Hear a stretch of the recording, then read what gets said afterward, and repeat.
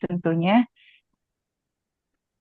Dan kita juga perlu mengingat ada keterbatasan 2000 karakter, jadi mungkin perlu itu tadi pemetaannya tadi prioritasnya yang mana-mana saja, mana yang menurut Kak Novita lebih punya dampak.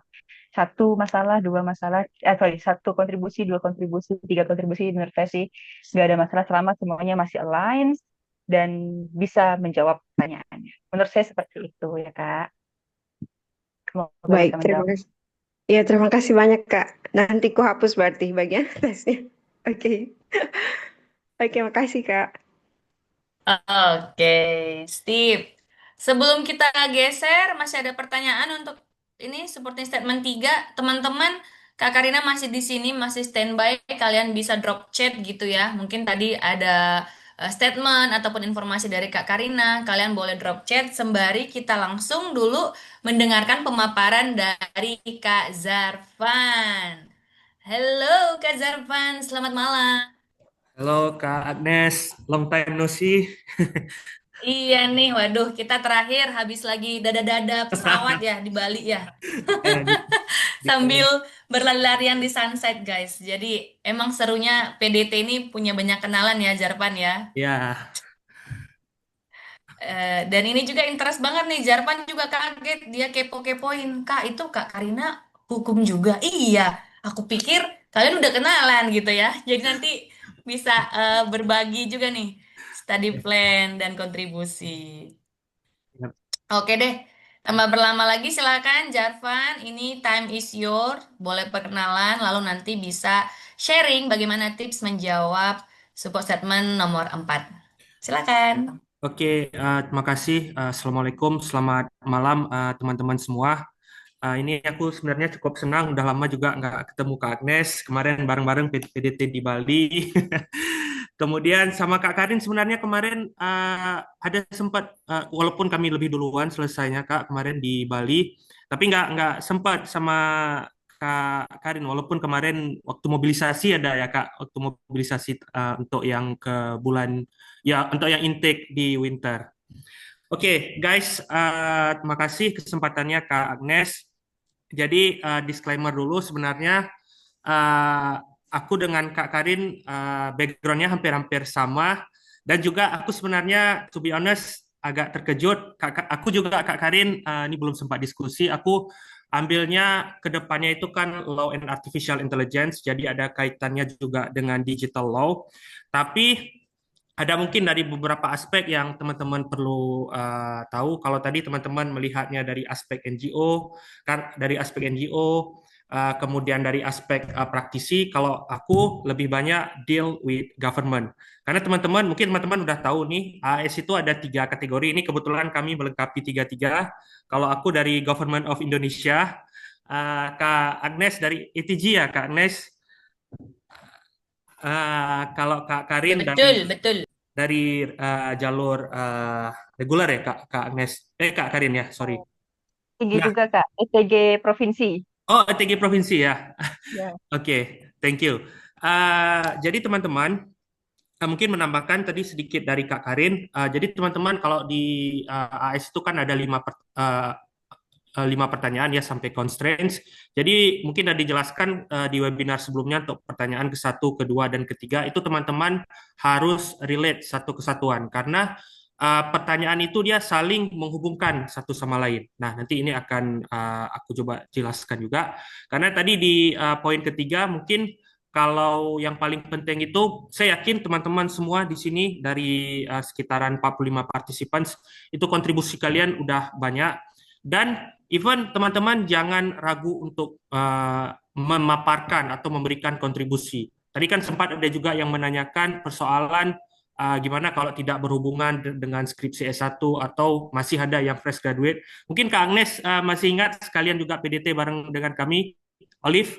Itu si Livi belum sudah bahkan Kak Agnes ya. Betul Ya, sekali. Betul, nah, guys. Jadi fresh graduate juga banyak chance. yes. Jadi Livi itu ada teman kami sama barengan dengan kami sekarang udah di Unimap.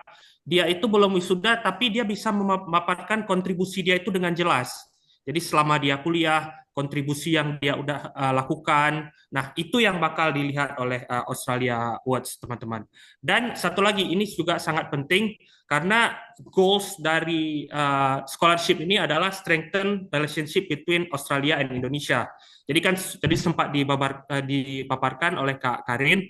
Jadi teman-teman harus melihat benar-benar goals yang dipaparkan di website AI antara Australia dan Indonesia. Itu yang membuat teman-teman menuju ke shortlisted. Karena aku sering sampaikan ini kalau teman-temanku tanya, kalau teman-teman esainya bagus, teman-teman masuk shortlisted, itu possibility teman-teman untuk lewat itu cukup besar, di atas 65%. Nah, karena berdasarkan juga yang data dari tahun 2025 kemarin, yang ini datanya dari teman kita juga, Kak Agnes, itu yang membuat akun itu sampai 15.000, tapi yang submit itu sekitaran 7.600. Nah, yang dipanggil interview itu kalau kalau aku nggak salah itu sekitaran 400, dan yang menjadi awardee sekitaran 200-an. Oke, jadi teman-teman sangat penting di sini untuk melihat priority dan susun esai itu benar yang kayak kata Kak Agnes, itu tidak bisa kita kabut semalam karena ini ada buka AS, kita buat kontribusi. Dia memang benar-benar kontribusinya itu continue atau yang memang sudah kita pernah lakukan. Disinilah teman-teman ini pentingnya. Makanya kalau aku lihatnya mungkin sama tadi yang seperti Kak Karin sampaikan, kalau aku melihat mungkin karena backgroundnya hampir sama kayak Kak Agnes, ada banyak hal yang udah aku pingin aku kontribusikan, pingin aku berikan. Tapi yang aku harus perhatikan adalah bagaimana apa yang aku propose dan apa yang what I have done itu relate dengan propose yang aku masukkan di AS. Oke, mungkin itu sudah clear, nanti bisa di sesi diskusi. Oke, ini langsung ke yang aku coba share ke teman-teman. Kelihatan teman-teman? Ini ada Kak Agnes. Belum masuk, masih di jalan, nyangkut kali. Oke, udah. Udah, oke. Silakan. Oke, thank you guys. Jadi ini ada how to write 3 practical and realistic sample you will gain from your scholarship on your return to Indonesia. Jadi teman-teman, ini mungkin karena heboh, walaupun ya Australia Awards itu tidak ada kewajiban mungkin ya untuk kembali ke Indonesia, tapi mungkin kalau kayak Kak Agnes, LPDPAS itu wajib. Tapi teman-teman, yang teman-teman propose itu memang dilihat berdasarkan apa yang urgent dari Australia dan Indonesia. That's why they will give you scholarship. Jadi don't even think that you will stay there or will you stay abroad, because ini benar-benar bertujuan untuk meningkatkan hubungan diplomatik antara Australia dan Indonesia. Oke, let's continue. Oke, jadi teman-teman, yang pertama seperti yang sudah aku sampaikan dari question 1 dan 3 yang sampai Kak Karin jelaskan itu must be aligned with your goals. Jadi harus align. Jadi teman-teman propose-nya itu apa, kemudian apa universitasnya yang teman-teman ingin sampaikan, dan juga di poin nomor 2 itu tentang karir, life, and community, dan bahkan AI priority itu memang harus benar-benar align. Karena teman-teman, ini pengalaman aku juga ya, jadi FYI, aku juga dulu scholarship hunter juga, jadi aku 3 kali apply LPDP, ya rezekinya di sini. Kalau LPDP mungkin teman-teman yang ada ikut daftar juga, kita kan disuruh tulis sekitaran 2.000 kata. Kalau AS ini different teman-teman, karena mungkin mereka seperti yang kayak Kak Karin sampaikan, udah mindsetnya luar negeri banget, yang kita tuh mereka nggak melihat kayak beberapa banyak yang kita tulis, tapi yang kita tulis itu langsung align. Makanya di sini yang saya melihat terkadang letak sulitnya. Ada banyak hal yang ingin kita sampaikan, tapi terbatas cuma 2.000 karakter. Dan benar yang seperti Kak Karin sampaikan, itu hanya kalau di Microsoft Word itu sekitaran 300 word. Nah, itu yang memang terkadang agak sedikit challenging, teman-teman. Dan saya juga merasakan hal yang sama itu. Kemudian, remember, teman-teman, untuk pertanyaan nomor 4 ini harus practical and realistic. Jadi, teman-teman harus membuat practical dan serealistik mungkin. Aku tahu, pasti teman-teman dengan dana yang diberikan, ada banyak hal impian yang teman-teman ingin ini kan. Kayak teman-teman mungkin di kepalanya, saya juga dulu bermindset gitu, ingin mengubah Indonesia, ingin mengubah daerah saya. Jadi teman-teman harus tidak bisa harus kalau di AS ini harus membuang jauh-jauh mindset seperti itu. Yang teman-teman harus berikan adalah practical and realistic. Kemudian juga masukkan knowledge teman-teman, pengetahuan teman-teman tentang bidang dari teman-teman, kemudian skills yang teman-teman punya, dan connection. Jadi teman-teman sangat-sangat penting connection ini. Nah, itu yang nanti teman-teman bakal include-kan untuk di esai yang keempat. Nah, setelah teman-teman tadi masukkan, pasti kan ada yang short, middle, dan long term. Pasti kan ada possibility yang bisa menjadi constraints. Nah, di sini teman-teman harus melihat lagi dan harus mengcounter how to do this. And aku sangat-sangat menyarankan, benar yang kayak kata Karin sampaikan, kita harus melihat dulu diri kita harus membuka lebar-lebar, kita harus membuat brainstorming. Makanya di sini aku teman-teman melihat, aku kurang setuju ya kalau teman-teman itu kalau misalnya ini sorry nih kalau mungkin ada yang berbeda karena boleh nggak aku lihat esai kamu esai ini enggak. Jadi teman-teman itu untuk mendapatkan scholarship itu teman-teman punya uniqueness tersendiri. Teman-teman itu, aku memberikan contoh, aku dengan Kak Karin, walaupun kami sama-sama background hukum, Kak Karin di bidang praktisinya, kalau aku lebih banyak deal with government. Nah, itu aja sudah berbeda walaupun kami tujuannya itu sama di Master of Law. Itu yang teman-teman, karena setiap dari kita itu goals-nya itu berbeda, dan tujuan kita itu berbeda. Jadi yang dilihat dari AS ini uniqueness dari kita. Oke? Nah, untuk menjawab pertanyaan nomor 4, saya ada memberikan sebuah suggestion kepada teman-teman untuk memberikan ada yang namanya itu short term. Teman-teman harus memberikan serealistik mungkin short terms apa yang teman-teman lakukan setelah teman-teman pulang sekolah dari Australia. Kemudian ada namanya middle term. Jadi short term itu teman-teman sekitaran mungkin kalau teman-teman 2027 berangkatnya, teman-teman harus membuat ini realistik mungkin kalau 2 tahun di 2029 sampai 2030. Nah, itu harus realistik mungkin. Nah, kemudian ada namanya middle term. Middle term itu adalah rencana jangka menengah teman-teman. Itu bisa sampai 5 sampai 10 tahun. Nah, long term ini itu yang teman-teman harus melihatnya secara jangka panjang. Jadi 20 sampai 30 tahun ke depan. Apa peran teman-teman dari ini mungkin juga harus saya walaupun secretnya, tapi di antara kita aja, mungkin Kak Agnes yang udah tanda tangan dengan defect contract, relate dengan ini. Jadi teman-teman, ini untuk memotivasi teman-teman, kemarin saya baru tanda tangan kontrak, mereka itu memberikan dana dari pajak mereka untuk kita sekolah ini, kalau saya ya, Master of Law itu, kalau dirupiahkan sekitar 1,9 M. Jadi mereka itu kan harus melihat, ini dengan uang sebesar ini, apa yang kontribusi yang teman-teman bisa lakukan dalam short, middle, dan long term. Makanya teman-teman harus melihat, harus se-clear mungkin untuk esai ini. Karena mereka udah invest cukup banyak untuk kita belajar. Kan walaupun dari sebanyak scholarship, mana yang pajak dari mereka itu untuk kita sekolah, untuk mendevelop personal kita. Makanya itu memang terkadang agak sedikit challenging esai ini. Tapi ya, you can do it. Oke, ini aku mencoba mengambil contoh dari aku. Yang pertama, mungkin karena aku dinasnya sekarang banyak di Government of Indonesia, khususnya di bidang pendidikan tinggi.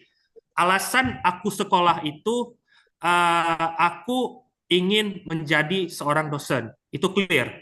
Nah, jadi untuk serealistik mungkin, setelah aku pulang, aku bakal menjadi permanent lecturer di my home university. Nah, hal apa setelah aku jadi lecturer itu, hal apa yang bakal aku kembangkan? Yang pertama, aku akan mengembangkan sebuah new kind of curriculum. Tentunya kurikulum kita itu dengan mereka itu kan berbeda, tapi ada hal-hal positif, ada hal-hal yang tidak ada di Indonesia yang bakal aku coba terapkan. Kemudian juga new teaching approach, kemudian publication plan from my university and also collaborate with Australian University.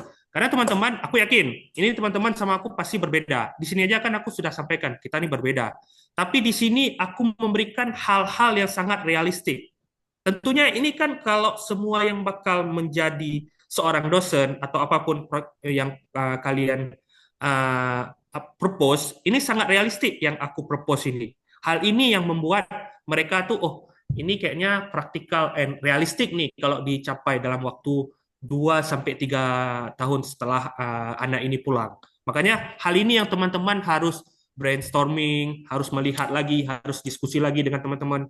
Sampai hari ini kita tanggal 11 Maret, mungkin ada sekitaran hampir 40-30 hari. Nah, itu teman-teman harus memang benar-benar. Nah, aku juga sebenarnya brainstorming tadi itu, aku sangat menyarankan kita teknologi udah canggih, gunakan teknologi seada mungkin. Tapi jangan ini dijadikan kalian, ya ini pasti kena ya kalau kita misalnya copy paste kita ini, kita plotkan ke aplikasi AS. Tapi gunakan teknologi itu untuk kita membantu brainstorming kita. Karena kita banyak terbantu dengan hal ini teman-teman. Oke?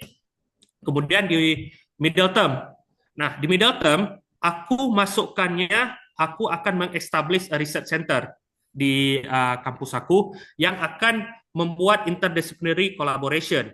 Jadi mungkin teman-teman yang di kampus itu tahu, jadi membuat pusat research center itu kan hal yang realistik untuk 5-10 tahun.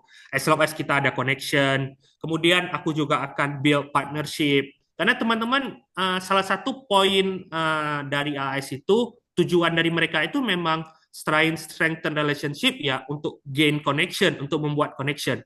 Dan aku juga merasa banyak hal ketika ya, termasuk kemarin aku dan Kak Agnes dan Kak Karin ini merasa hal ini sangat tercapai ketika kami PDT, ada banyak hal koneksi yang kami terjamin. Belum lagi ketika teman-teman sekolah di sana. Hal ini yang aku masukkan untuk build partnership. Karena ini kan realistic, long lasting partnership, teman-teman. Itu yang teman-teman harus masukkan. Nah, kemudian juga aku akan develop special course in technology law yang akan mengintegrating AI governance, legal informatik, dan digital regulation. Jadi ketika teman-teman, mungkin ini di pertanyaan nomor 1 ada, jadi teman-teman mata kuliah atau hal-hal yang dari uniqueness dari universitas yang teman-teman propose itu bakal coba aku masukkan ke dalam planning middle term aku. Which is itu sangat realistik menurut aku. Karena hal ini yang kita belajar selama 2 tahun, dan hal ini yang ketika kita pulang kita implementasikan. Dan satu hal yang kita harus pahami, Australia ini dalam hal world class university, mereka banyak universitas world class di sana. Hal itu yang akan kita coba implementasikan, baik dari segi ilmunya, dari segi praktikalnya.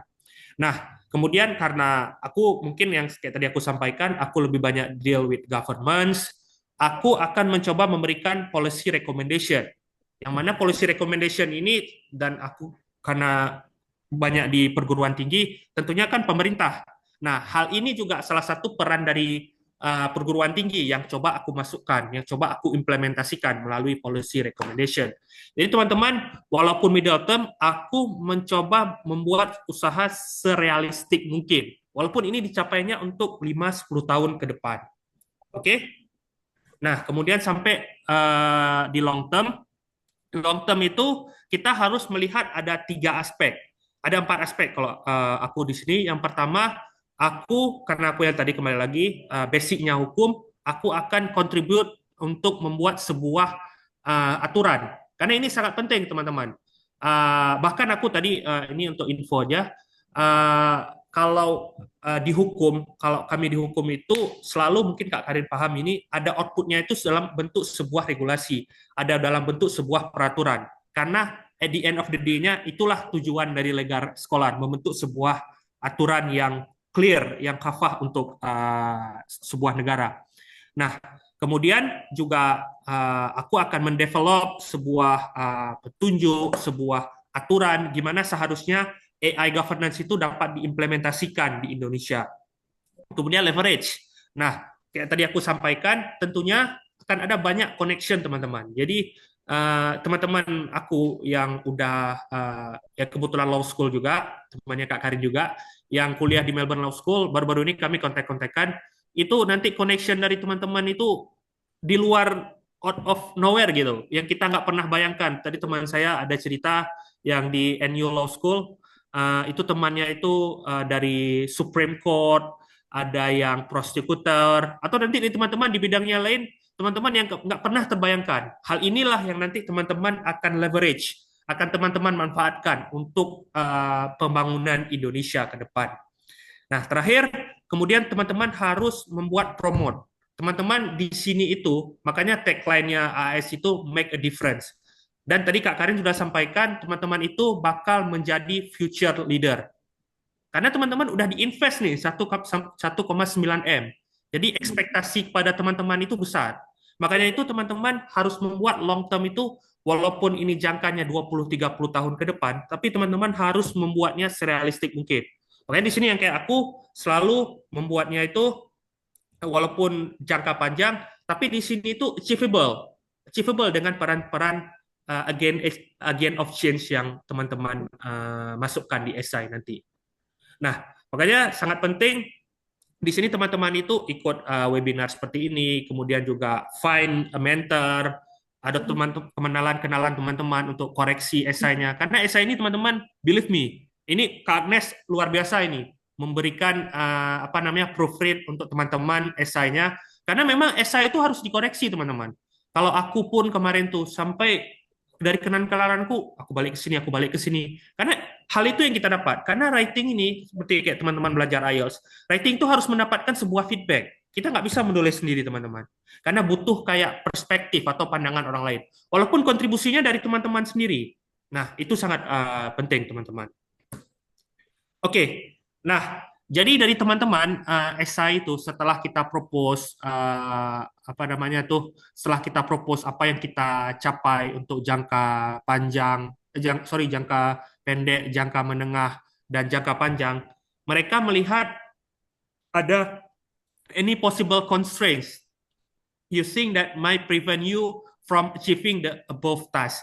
Jadi ada hal-hal constraints atau kendala yang teman-teman dapatkan ketika teman-teman ingin membuat ini. Itu tentunya ada ya. Kalau kayak kita membuat sebuah planning, kita kan selalu ada belajar namanya, ini teman-teman tahu, pasti ada namanya manajemen risiko ya.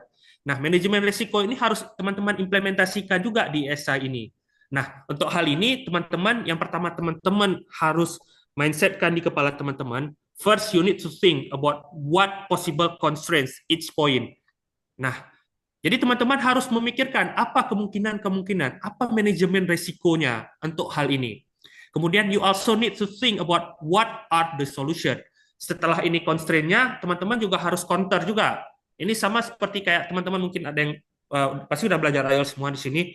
Ketika kita diberikan sebuah argumen, pasti ada counternya, pasti ada solusi yang udah diberikan. Nah, hal ini yang juga teman-teman harus memikirkan untuk hal ini. Dan this should be realistic as well. Dia harus serealistik mungkin, teman-teman, untuk hal ini. Kemudian, make it clear and specific constraints and how you counter for this solution. And also, like I said, karena ini dananya dari mereka, dananya dari Department Foreign Affairs and Trade, include the Australia-Indonesia role. Because, yeah, like I said, the scholarship goals is strengthen relationship between two countries. Jadi teman-teman harus menginkludkan mereka. Walaupun tujuan mereka itu untuk membangun Indonesia, untuk mendevelop Indonesia sebagai dari negara berkembang menuju negara maju, tapi teman-teman harus memberikan role dari mereka, role dari Australia. Karena hal ini yang bakal mereka lihat salah satu aspek poin penting. Oke? Let's see from my example. Yang pertama itu, jadi teman-teman di constraints itu, teman-teman harus list dulu. Jadi tadi setelah ada short, middle, and long term, teman-teman juga harus memberikan 3 possible constraints.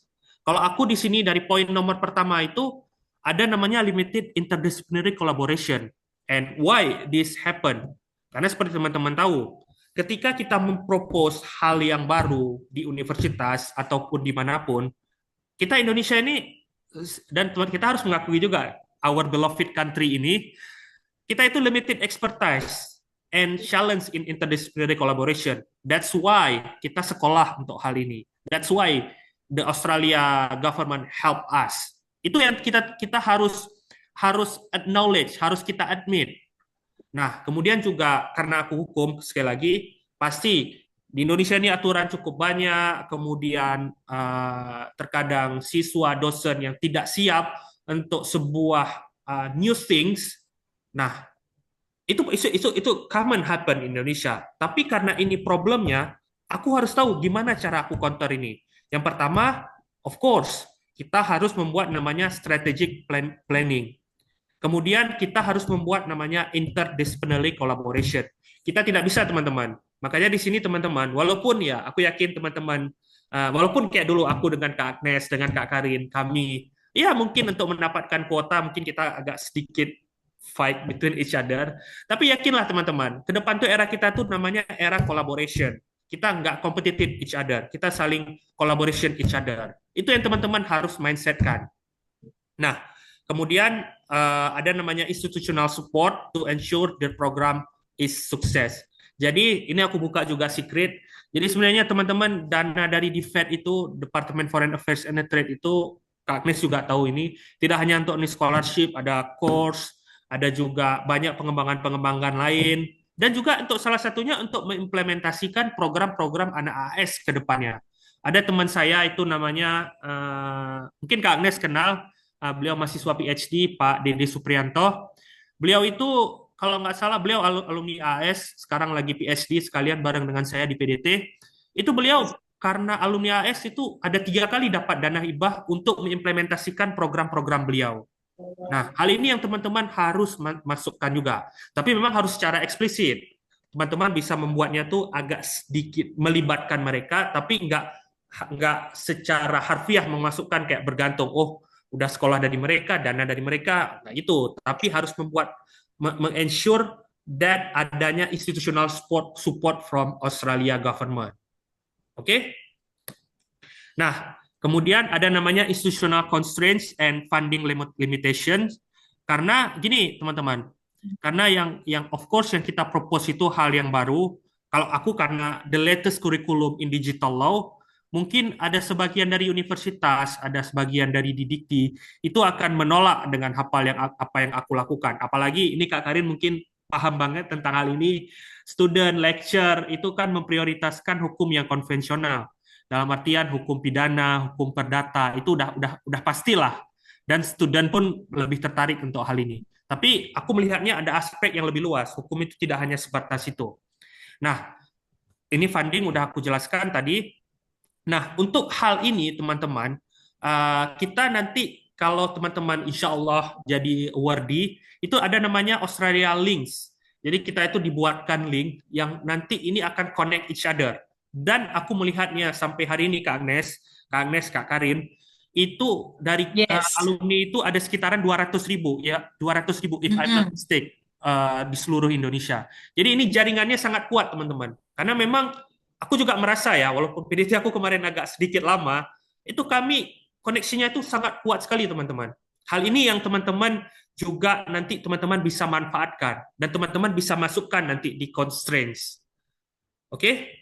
Last but not least, ya, of course, karena ini Kak Karin juga paham banget, karena hukum adalah produk politik dan politik membutuhkan hukum, jadi ada namanya political and stakeholders delay. Ya, jadi every regulation involves competing interest among parties. Jadi teman-teman ketika kita membuat peraturan itu, membuat undang-undang, peraturan pemerintah yang berkaitan dengan hukum itu ada namanya politik. Nah, gimana ada namanya deal with politik, ada namanya lobby, harus ada kepentingan ini, kita mengakomodir kepentingan ini. Gimana cara saya mengcounter ini? Yang pertama, yang saya masukkan, saya plan facilitate multi-stakeholder forums. Jadi ada stakeholder yang deal untuk hal ini. Kita harus align. Oh, ini prioritas untuk kita. Contoh, kayak saya. Kenapa saya masukkan hal ini? Mungkin saya yakin semua di sini pasti pernah menggunakan ChatGPT dan pasti menggunakan AI. Saya yakin 100%. Jadi kita di Indonesia ini, teman-teman, kita itu di dunia itu kita peringkat 10 pengguna AI. Di Asia Tenggara kita peringkat nomor 1. Tapi kita belum ada regulasi yang mengikat untuk hal ini. Makanya dari itu, teman-teman, peran yang aku masukkan, walaupun ini peran produk hukum itu adalah produk politik, tapi kita harus memberikan ya, yang jadi makanya aku masukkan, I plan to facilitate multi-stakeholder forums that brings together governments, agency, private technology companies, academic, and civil society groups to build mutual understanding, align priorities, and develop inclusive and responsive regulation.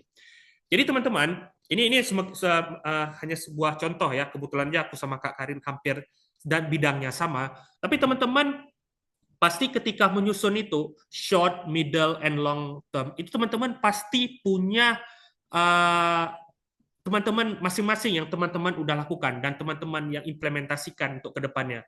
Jangan jauh-jauh kali teman-teman. Jangan memikir kayak teman-teman dengan dana 1,9 M nih teman-teman bakal merubah Indonesia. It's impossible teman-teman. Apalagi ya you know lah situasi negara kita kayak gini. Tapi buat teman-teman sepraktikal and serealistik mungkin. Nah, untuk hal ini mungkin kita bisa diskusi untuk hal ini nanti banyak masukan dari Kak Agnes dan juga dari Kak Karin. Oke, teman-teman, good luck for this. Ini ada Kak Karin, ada Kak Agnes di sini. Jijik kali. Oke, teman-teman, mungkin itu aja dari aku. Makasih teman-teman. Kalau ada pertanyaan, kita bisa diskusi bareng-bareng. Thank you. Woi, thank you banget Jarvan. Aku nih kalau dengerin Jarvan ngomong kayak mau buka catatan gitu loh. Udah berapa SKS dari tadi ya.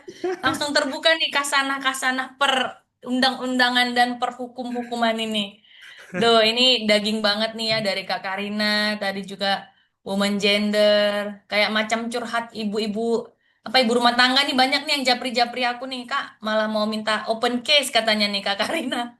Guys, yang japri-japri aku, keluh kesah kita ibu-ibu ETG silahkan ya. Langsung tanya ke Kak Karina bagaimana untuk membuatnya dalam racikan esai.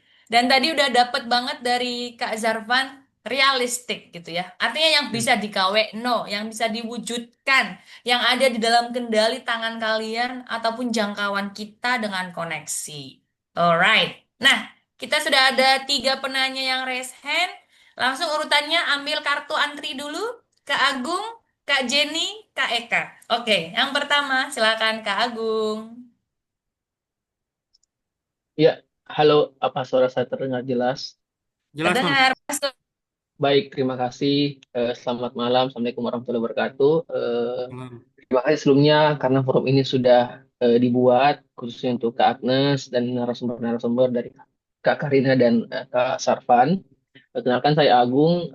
Maaf karena webcam PC saya rusak Kak, jadi saya tidak bisa untuk open cam.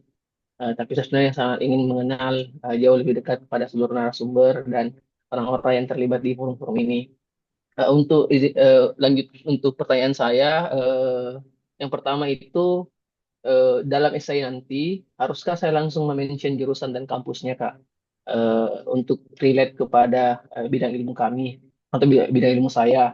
Eh, dan impact yang harus saya tuliskan itu apakah impact terhadap sosial dari pengalaman kepemimpinan ataukah impact terhadap profesional keilmuan berdasarkan profesi.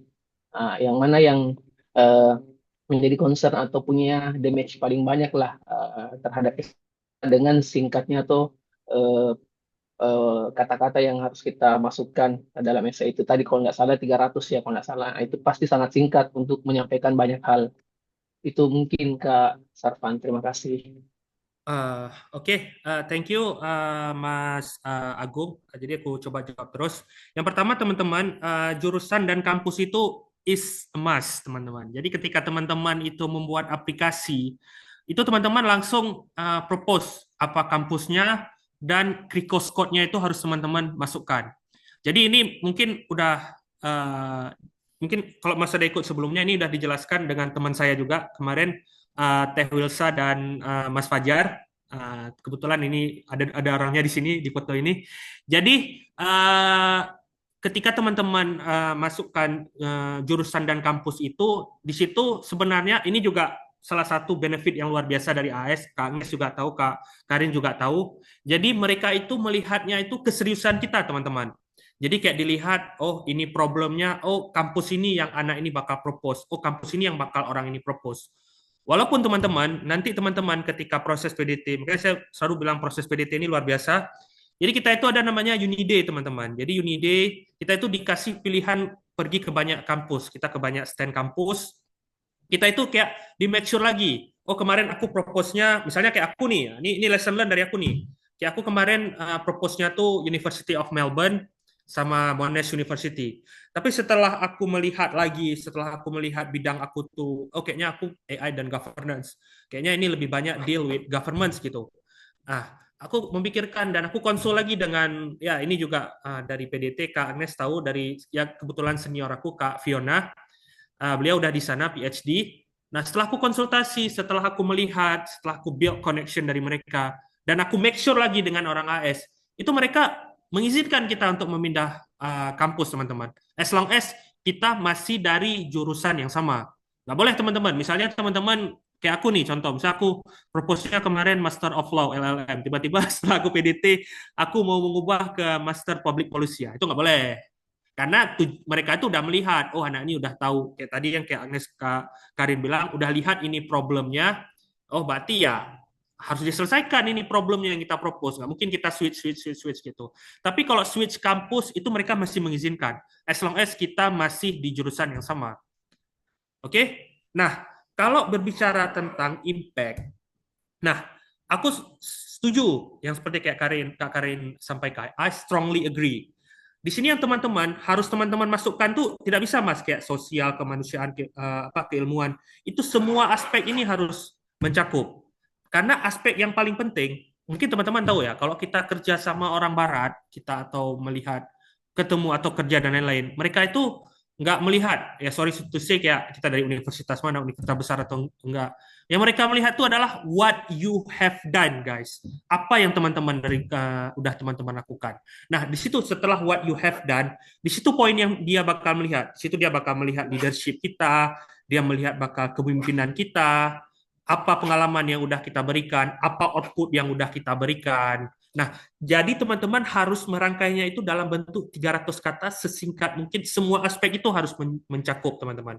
Makanya ini terkadang ini sorry ya Kak Karin ya. Menurut aku ya, yang paling challenging ya menurut aku nggak bilangnya sulit tapi challenging itu memang 43 teman-teman. Itu kayak memang kita harus semua potensi, semua leadership, semua aspek kepemimpinan kita punya itu harus kita tuangkan teman-teman. Dan satu lagi poinnya itu harus benar-benar align. Jadi teman kalau yang tadi Mas Agung sampaikan harus ada sosial kepemimpinan keilmuan, itu kalau bisa dimasukkan ke semuanya dalam bentuk 300 words, Mas. Karena itu yang bakal mereka lihat juga. Karena ini aku kalau boleh sharing juga, waktu JST kemarin Kak Agnes, aku spesifik ditanya tentang hal ini. Jadi aku kemarin tuh karena membahasnya tentang sebuah regulasi BTW aku karena di Kementerian Pendidikan Tinggi. Jadi aku membuat sebuah regulasi yang berimpact untuk sistem pendidikan tinggi bidang artificial intelligence. Itu ditanyanya sedetail mungkin di JST, teman-teman. Karena dan ada orang khusus yang menanyakan hal itu, teman-teman. Nah, makanya kalau yang lain-lain itu ditanya hal khusus juga. Jadi di JST mungkin ini terlalu jauh ya sebelum ada teman-teman yang insya Allah yang lewat interview kita bisa sharing lagi. Tapi poin nomor 3 itu memang ada satu orang yang khusus yang bakal mengulik kita, yang bakal melihat gimana leadership dari seorang individu ini. Jadi kalau yang tadi pertanyaannya itu semua Mas harus dimasukkan ke dalam hal itu. Keilmuan, ke sosial kita, profesi kita, dan harus align. Oke? Itu mungkin Ya, kurang lebih. ya. Terima kasih Kak Sarvan. Ya, sama-sama. Wow, oke. Kita masih tetap pertanyaannya ditahan dulu ke support statement 4 ya, teman-teman. Ya, Lanjut, ini support statement 4 dulu ke Kak Jenny. Nanti kalau masih ada S yang lain, kita buka open yang lain lagi biar dapat insight dari Kak Karina juga. Oke, oke. Kak Jen. Oke, terima kasih untuk waktunya.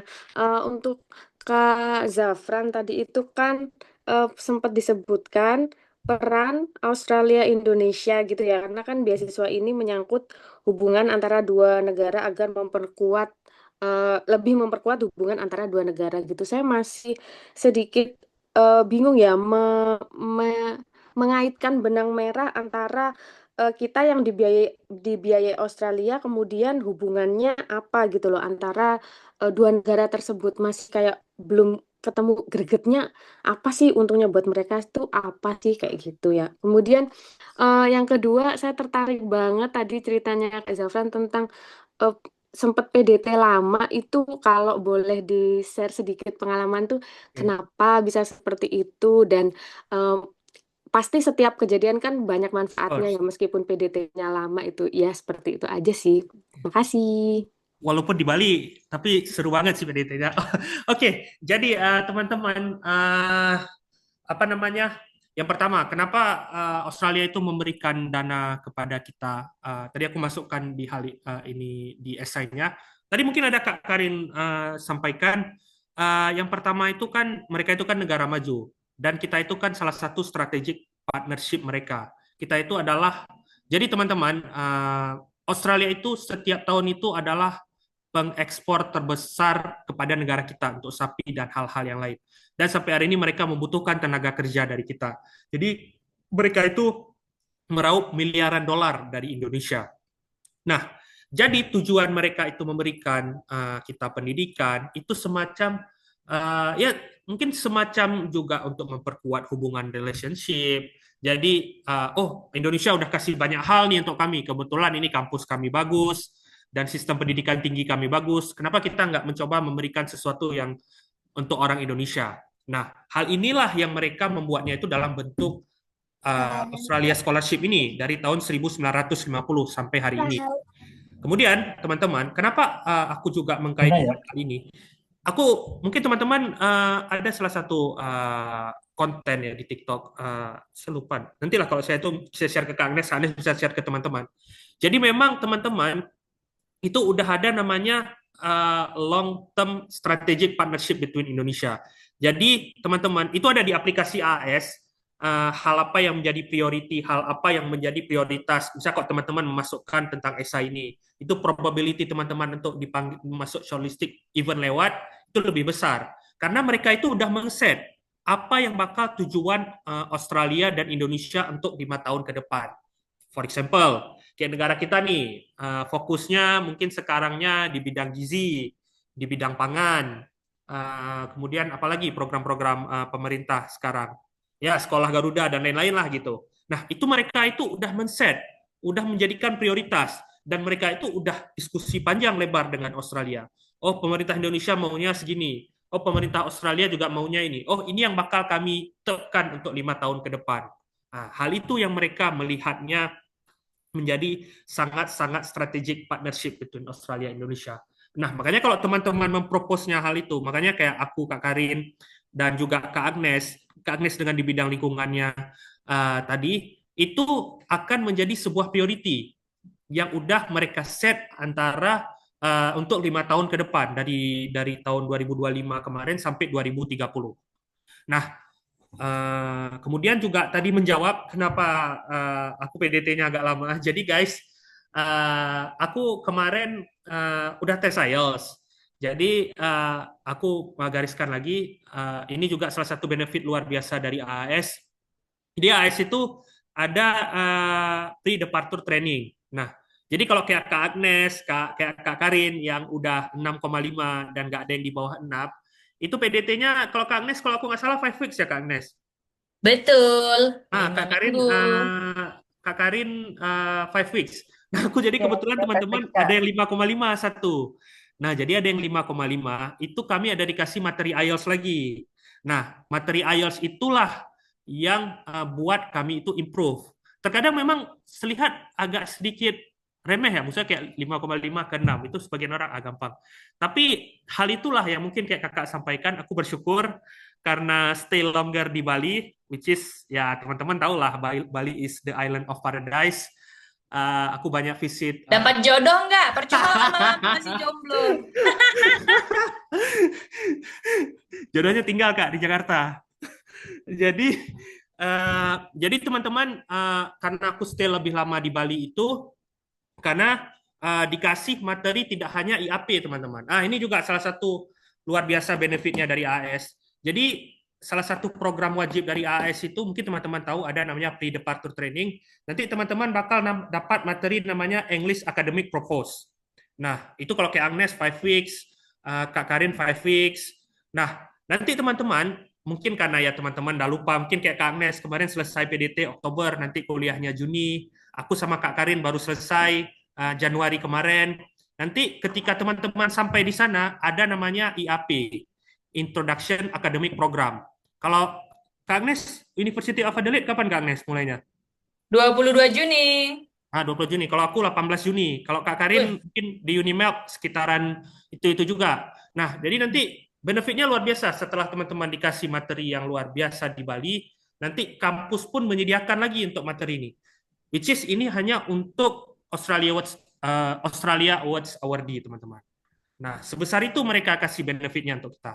Mohon maaf nih teman-teman, kalau misalnya dari scholarship lain, ya teman-teman kayak istilahnya aku selalu memberikan sebuah pengandaian, kalau teman-teman itu berenang, PDT itu ibarat kayak di kolam renang, sebelum teman-teman nanti berenang di laut gitu. Itu deh teman-teman. oke, minum dulu, minum dulu. Nanti jam sahur pula kau ini besok batal, jangan sampai. Oke, udah banyak kali yang nyerang si Jarpan ini. Bagus ya. Gimana Oke. Jenny? Ah, Jenny ini banyak kali pun info-info di grup. Gak kau baca Kak Jen? Baca, saking saking banyaknya baca, aku kayak jadi nervous ngeblank gitu loh Oh Kak iya, Agnes. cooling Ya, down. makasih Ya, ya. Sama-sama Kak. siap. Dirimu education itu masih banyak banget pilar yang bisa masuk ke Australia Indonesia. Banyak ya. Jadi bisa Iya, dicocok-cocokin di sana, Jen. oke, thank you. Sama-sama. Catatannya udah banyak. Oke, kita ke Kak Eka dulu ya. Harapannya ini masih tetap di pertanyaan 4. Teman-teman kalau yang raise hand masih bisa di chatting gitu. Saya dan Kak Karina standby. Dan nanti juga pertanyaannya bisa lebih inklusi. Kita juga bisa dengerin dari point of view dari Kak Karina. Oke. Silakan Kak Eka. Terima kasih Kak Agnes. Apakah suara saya terdengar? Sudah Terdengar Kak? terdengar. Oke, baik. Terima kasih Kak Safran dan Kak Karin serta Kak Agnes. Izin saya mau bertanya terkait tentang kontribusi kita saat pulang. Nah, eh, di riset saya karena rencana tuh saya mau mendaftar PhD Kak. Jadi di riset saya itu nantinya berencana untuk membuat planningnya itu adalah kontribusinya ke wilayah terdampak bencana gitu yang memang menjadi pusat riset saya gitu terkait tentang kesehatan ibu dan anak di situ. Nah, terus rencananya kan akan membuat sebuah policy gitu, kebijakan dengan pemerintah daerah. Nah, apakah di dalam esai kita perlu dimasukkan ataupun diceritakan bahwa kita sudah menjalin kerjasama dan bahkan sudah mendapatkan dukungan dari pemerintah setempat untuk ketika kita balik nanti akan berkontribusi di sana atau seperti apa Kak? Seperti itu. Karena beberapa webinar sebelumnya dari Kak Agnes juga kalau saya nggak salah gitu bahwa perlu kita adanya dukungan juga gitu untuk nambah kontribusi kita. Jadi saya berpikir bahwa kenapa tidak saya menjalin kolaborasi dengan bupati daerah setempat gitu yang nantinya akan mendukung kebijakan ataupun solusi daripada penanganan masalah pangan dan gizi di daerah tersebut gitu. Apakah perlu diceritakan di dalam esai kita? Mungkin seperti itu Kak Safran, terima kasih. Oke, makasih. Sorry Kak, sebelumnya kalau boleh tahu Kakak asalnya dari mana? Saya dari Palu Kak, Sulawesi Oh, Tengah, dari ETG, iya. Kak Agnes, temannya Kak Disa. Halo Kak. Yo. Oke, ya ini sangat sangat relate. Ya kebetulan karena aku asalnya dari Aceh, jadi kami banyak juga pengalaman tentang bencana dan juga baru-baru tahun kemarin. Jadi Kak, kalau aku bisa menyarankan, sebenarnya ya itu bagus tadi untuk plan itu kan pasti untuk jangka panjangnya ya Kak, karena kan ke depannya kalau Kakak udah PhD itu kan pasti peran ke depannya kan lebih banyak di bidang konsultan ya. Jadi tidak perlu ada namanya semacam kayak bukti atau kayak semacam oh ini program aku bakal diterima, bakal diimplementasikan. Enggak, kita kalau memikirkan hal itu kita nggak sekolah-sekolah Kak. Karena ya you know lah government kita kan. Tapi satu hal aja Kak, satu hal yang Kakak buat itu, ini karena kembali lagi, ini kan poin nomor 4. Poin nomor 4 itu bukan semata-mata harus kita udah terjamin. Tapi kita berbicara itu expected. Kita bicara itu tentang plan kita. Beda sama poin nomor 3. Kalau kakak tadi mengatakan poin nomor 3 udah menjalin kerjasama itu balik ke pertanyaan, menjawab pertanyaan dari Kak Karin jelaskan tadi. Nah, untuk pertanyaan nomor 4 itu tidak perlu Kak. Tapi yang kakak sampaikan tadi kayak bakal kerjasama itu untuk I strongly suggest menggunakan yang tadi Kak, untuk memasukkan bakal kerjasama dengan stakeholder, untuk membuat untuk membuat kota Palu sebagai kota yang apa namanya, apa istilahnya, yang sigap. Kalau di Banda Aceh itu sigap terhadap bencana. Jadi kalau kayak kami itu karena terdampak tsunami itu, setiap sudut-sudut yang dekat dengan bibir pantai itu ada namanya peringatan. Oh, ini bakal terjadinya tsunami. Di sini dulu ada gelombang tsunami sekitaran 20-30 meter. Nah, hal ini yang bisa kakak implementasikan, Kak. Jadi bakal membuat ini dengan peran multi stakeholder forum. Tapi nggak perlu kayak ada sebuah jaminan, oh ini bakal terimplementasikan dengan jelas. Enggak.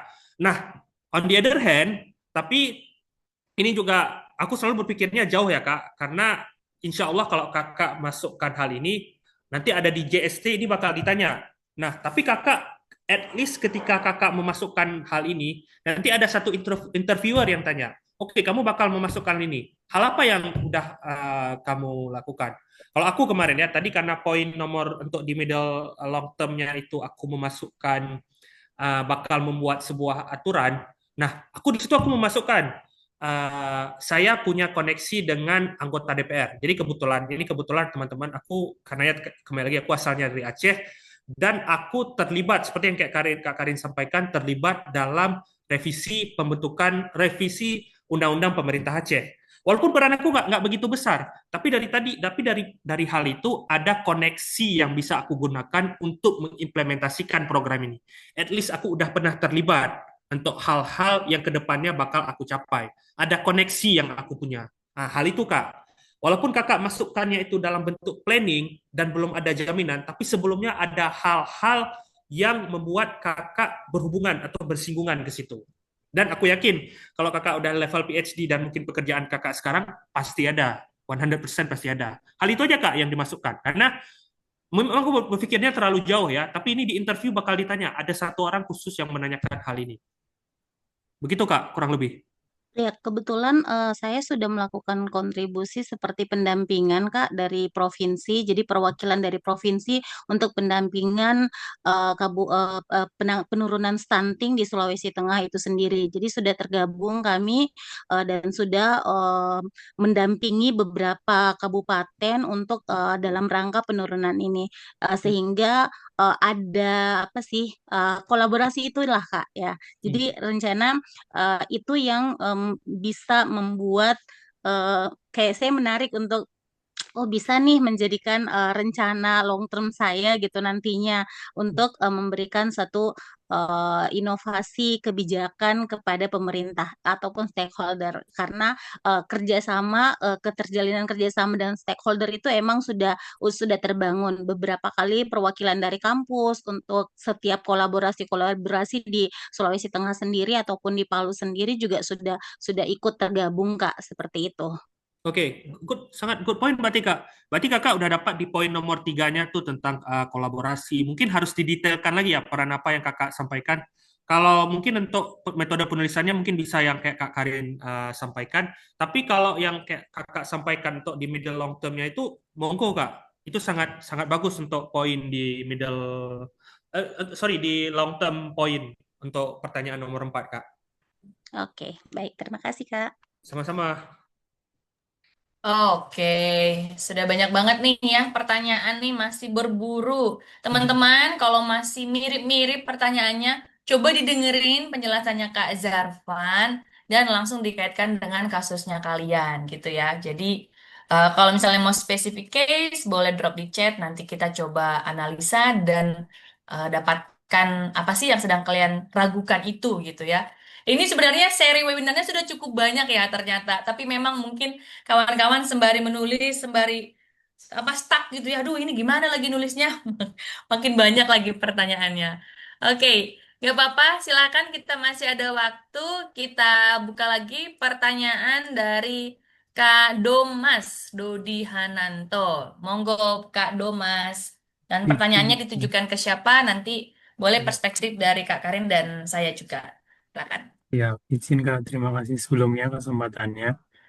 Saya mau tanya ke Kak Zarfan. Izin Kak, saya kebetulan backgroundnya juga dari Government of Indonesia. Nah, saya masih bingung tentang short term, long term, medium term, dan long term. Karena kita tahu sendiri kalau di government itu kan eh, basically political will ya Kak. Kayak gimana Kakak, parameternya Kakak bisa yakin kalau ini realistik gitu Kak. Kayak misalkan contohnya kayak saya pengen goalnya adalah merevisi peraturan Kak.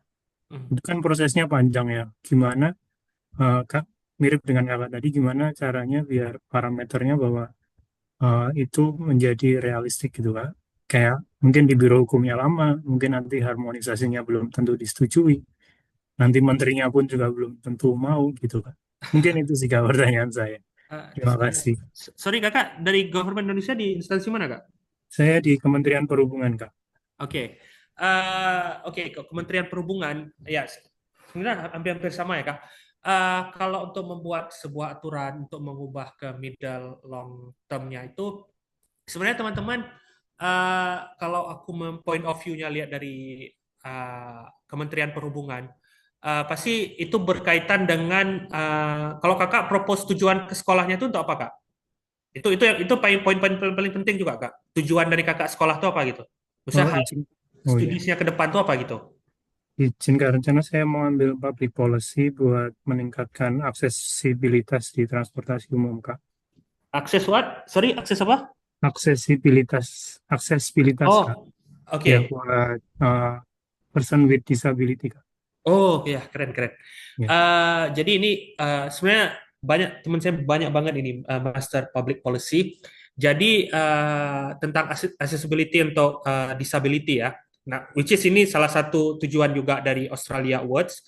Jadi yang kakak harus lihat itu pertama, ini poin penting ini, Australia Award itu sangat-sangat inklusif untuk hal-hal disability.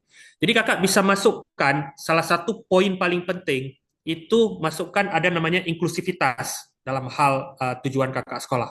Jadi untuk memasukkan hal ini ada salah satu promote yang mereka promote itu inklusivitas untuk for specifically disability itu bisa dimasukkan ke dalam middle term kakak. Jadi hal-hal yang dibelajar di sana itu dalam kebijakan publik di sana untuk diimplementasikan di middle term-nya. Nah, untuk long term-nya itu mungkin hampir sama. Kakak jangan memikirkan kayak tergantung menteri atau apa. Itu kalau kita kayak gitu, kita sekolah even sampai S3 pun kita nggak selesai Kak di Indonesia Kak. Tahu kita problem di Indonesia. Tapi yang kita buat itu adalah membuat sebuah realistik sekecil mungkin. Nah, gimana? Ini karena kembali lagi ini long term. Long term itu kan jangka panjang, bukan kayak short term. Kalau short term kakak pulang 1-2 tahun, 3 tahun harus tercapai. Nah, nggak masalah Kak, kakak masukkan aja dalam 30 tahun ke depan saya akan mengadvokasi, saya akan berperan dalam menciptakan peraturan Kementerian Perhubungan nomor sekian-sekian yang lebih ramah terhadap disabilitas. Contoh, mungkin kita di Indonesia kalau teman-teman ada baca berita, sekarang kita kan ada restricted untuk anak di bawah 16 tahun ya, penggunaan sosial media. Itu ada satu teman saya mengangkat isu ini, dia di Melbourne Law School sekarang, Mas Pandu. Dia terus mengadvokasi, walaupun dia dari NGO. Saya tanya, Mas, udah beberapa tahun isu ini Mas advokasi? Oh, saya lama kali, dari sekitaran 5, 6, 7 tahun yang lalu sejak saya di NGO. Oh, saya pikir gitu ya. Oh, berarti accessible ya, walaupun kan semuanya memang tergantung kepada kebijakan politik. Tapi kita harus optimis, Kak. Tetap kakak masukkan di situ akan terlibat dalam pembentukan peraturan menteri, bahkan nanti ke level yang lebih besar lagi dengan kebijakan publik yang kakak ambil ini untuk mengubah dalam bentuk peraturan pemerintah, bahkan even lebih besar lagi terhadap undang-undang.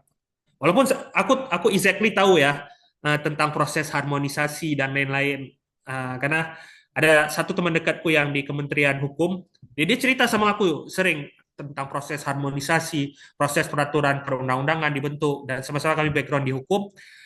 Tapi kakak jangan berpikir kayak jauh kali. Ini hanya kayak kakak masukkan di esai. Buang-buang dulu jauh kayak aspek politik, aspek apa dalam pemerintahan itu enggak. Yang kakak harus masukkan adalah hal yang realistik untuk diimplementasikan.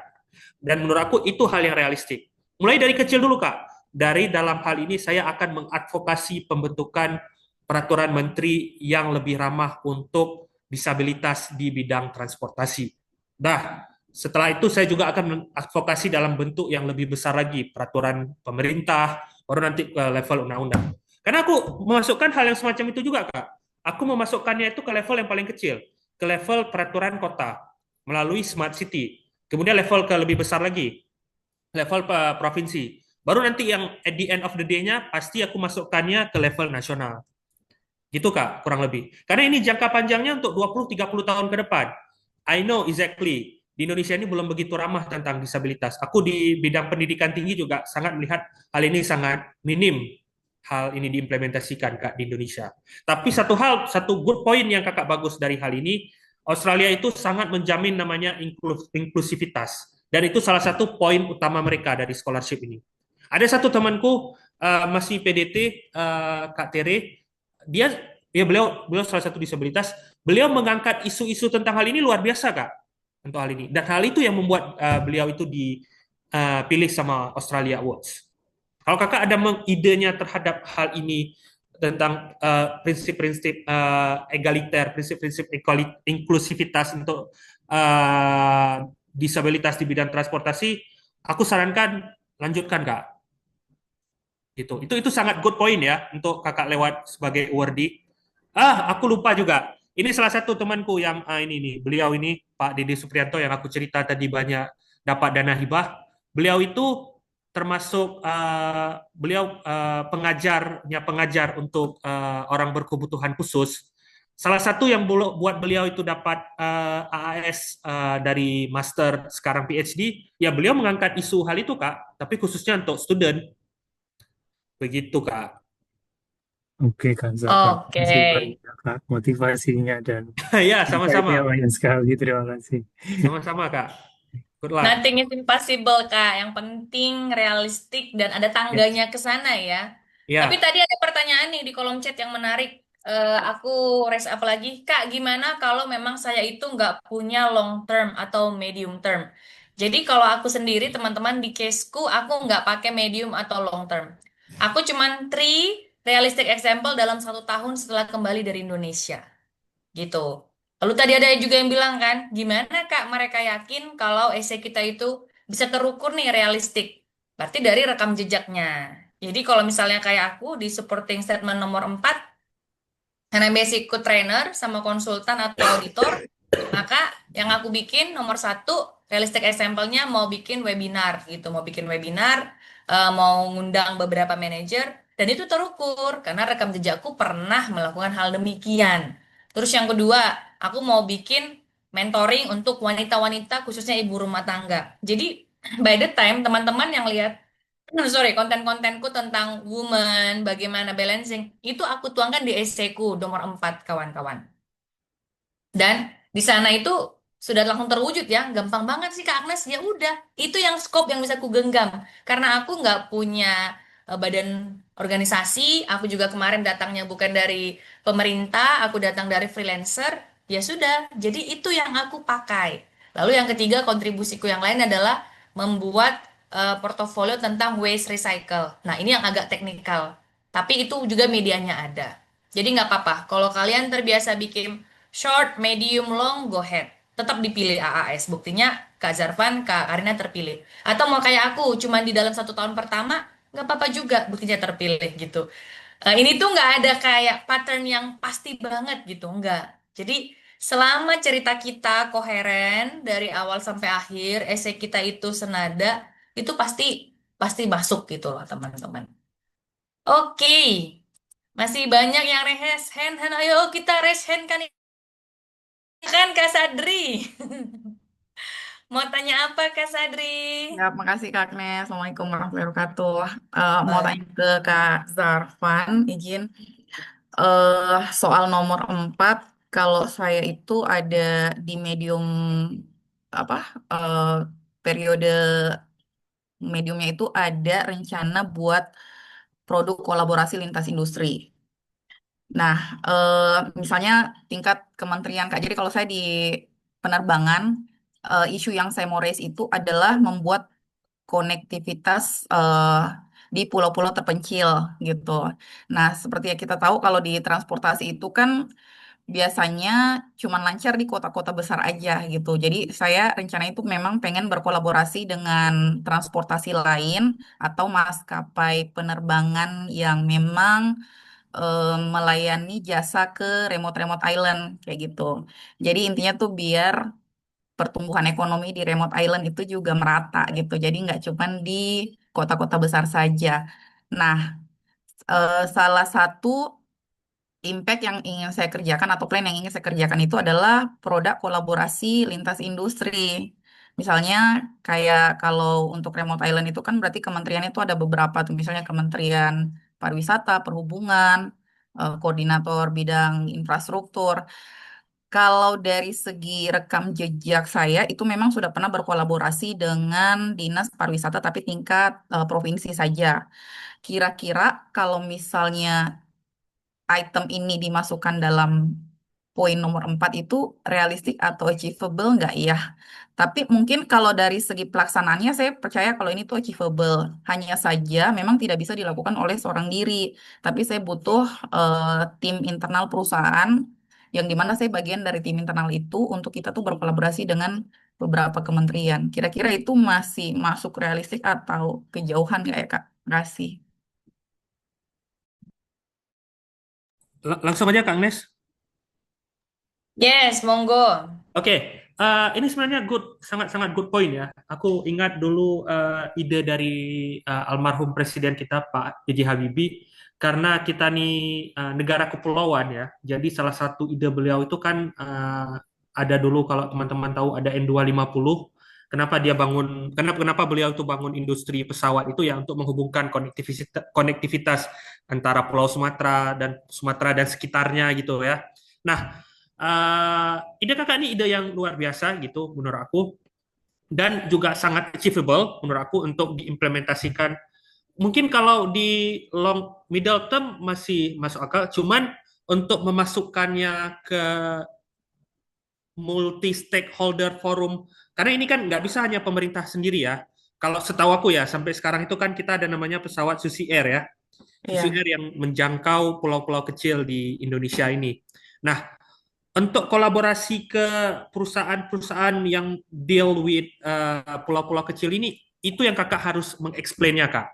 Kalau aku merasa itu sangat-sangat realistik, dan itu bukan hal ide yang kejauhan kayak oh ini baru nggak di Indonesia.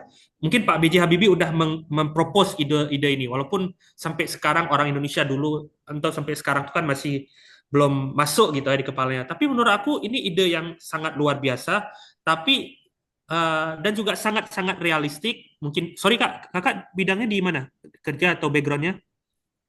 Oh, background apa nih? Sorry, soalnya saya lintas Maksudnya pekerjaan gitu. accounting finance, Kak. Oh, kalau kerjanya saya di bagian business development di maskapai penerbangan.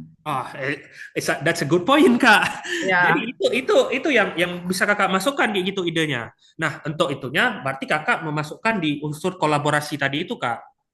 Di kolaborasi antar tidak hanya di bidang berarti kan karena kakak di pihak swasta yang deal langsung with ini, masih ada deal with government kan, karena ada bentuk ya. regulasi, nanti ada apa namanya penerbangan dan lain-lain.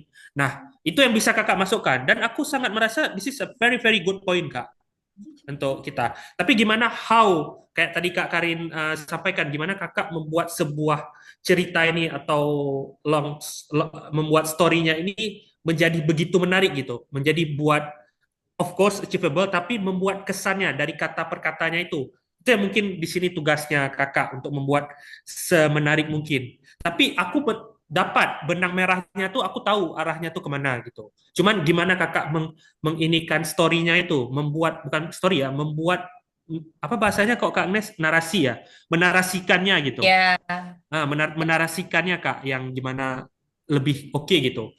Either kayak collaboration with government atau collaboration with private betul. sector.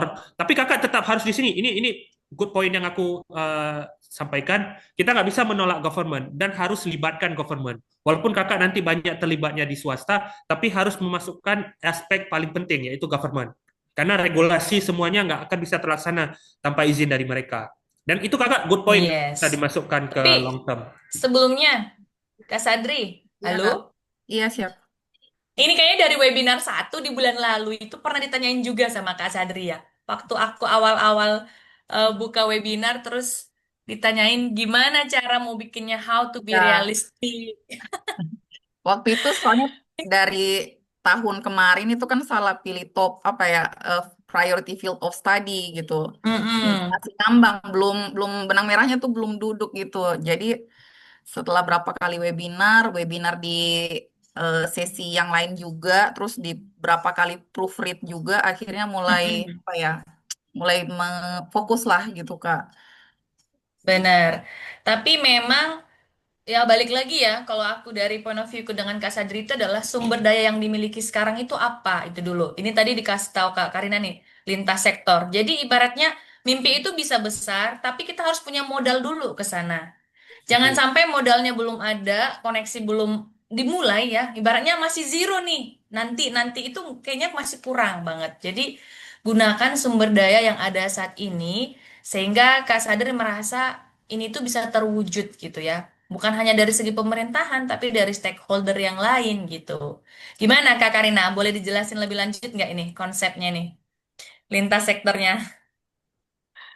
Nah, ini tadi sih yang saya tangkap itu kan salah satu kualitas yang dicari AS itu yang ada di tabelnya itu tadi ya, itu adalah multidisciplinary approach kan. Jadi ya itu tadi networking kita tuh kita harus bisa demonstrasikan juga. Mungkin kalau misalnya sudah punya pengalaman gitu kan, kita bisa demonstrasikan di SS3 bahwa kita udah punya nih networking dari misalnya dari masyarakat sampai ke pemerintah. Jadi itu tadi kan itu juga mengukur rekam jejak dan ini apa tadi sebutannya realistis ya gitu. Itu sih Kak, dan itu salah satu poin yang diminta. Walaupun mungkin kita saat ini belum ya, belum punya apa namanya, belum punya akses misalnya ke pemerintah, tapi mungkin kita bisa akali dengan cara apa gitu sih. Yes. Koneksi by connection, Kak Sadri. Ya. Kepo-kepo, SKSD. Kayak tadi Lalu, tuh Mas Dodi, thank you loh dari Kemenhub udah dapat. Oh iya Kak, dapet nih di sini ada kan. Yang insight nanya Langsung ya. nih, sebelumnya, ya. Atau teman-teman. termasuk ini Kalian, kali ya, kita betul, bisa kita 47 bisa orang bisa manfaatin. jadi new Iya. relasi. Benar. Kita Oke, mungkin bisa siap. bilang juga Ya. kali, kita bisa statement kalau salah satu kenapa kita mau ke Australia Award karena dengan beragam ini kan background dari kandidatnya gitu dan salah satunya ada dari GOI dari pemerintah gitu kan. Nah, itu mungkin kita bisa sebutkan juga tuh. Jadi walaupun kita mungkin saat ini belum punya akses ke pemerintah, justru karena kita keterima di AS, kita bisa ketemu sama beragam latar belakang dan salah satunya pemerintah. Nah, itu tadi kalau bahasanya Kak apa Zarpan kan leverage ya Kak ya, leverage the networking itu. Itu bisa juga kita sebutkan. Oke, siap. Makasih banyak, Kak. Oke. Ya, makasih banyak Mantap, sama Kak Sadri. Matang, Kak Sadri 1 bulan lagi nih. Ayo, go, go. Insya Allah. Udah pusing nih Insya revisi. Allah. Siap. Ya, Oke. Kak.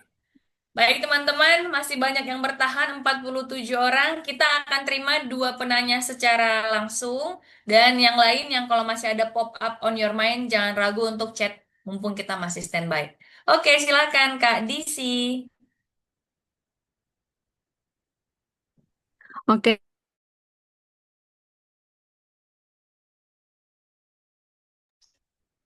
Halo Kak Disi.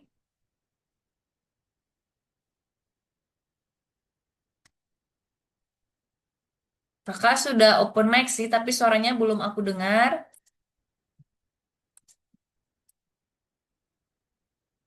Halo, kayaknya Kak Disi masih trouble ya.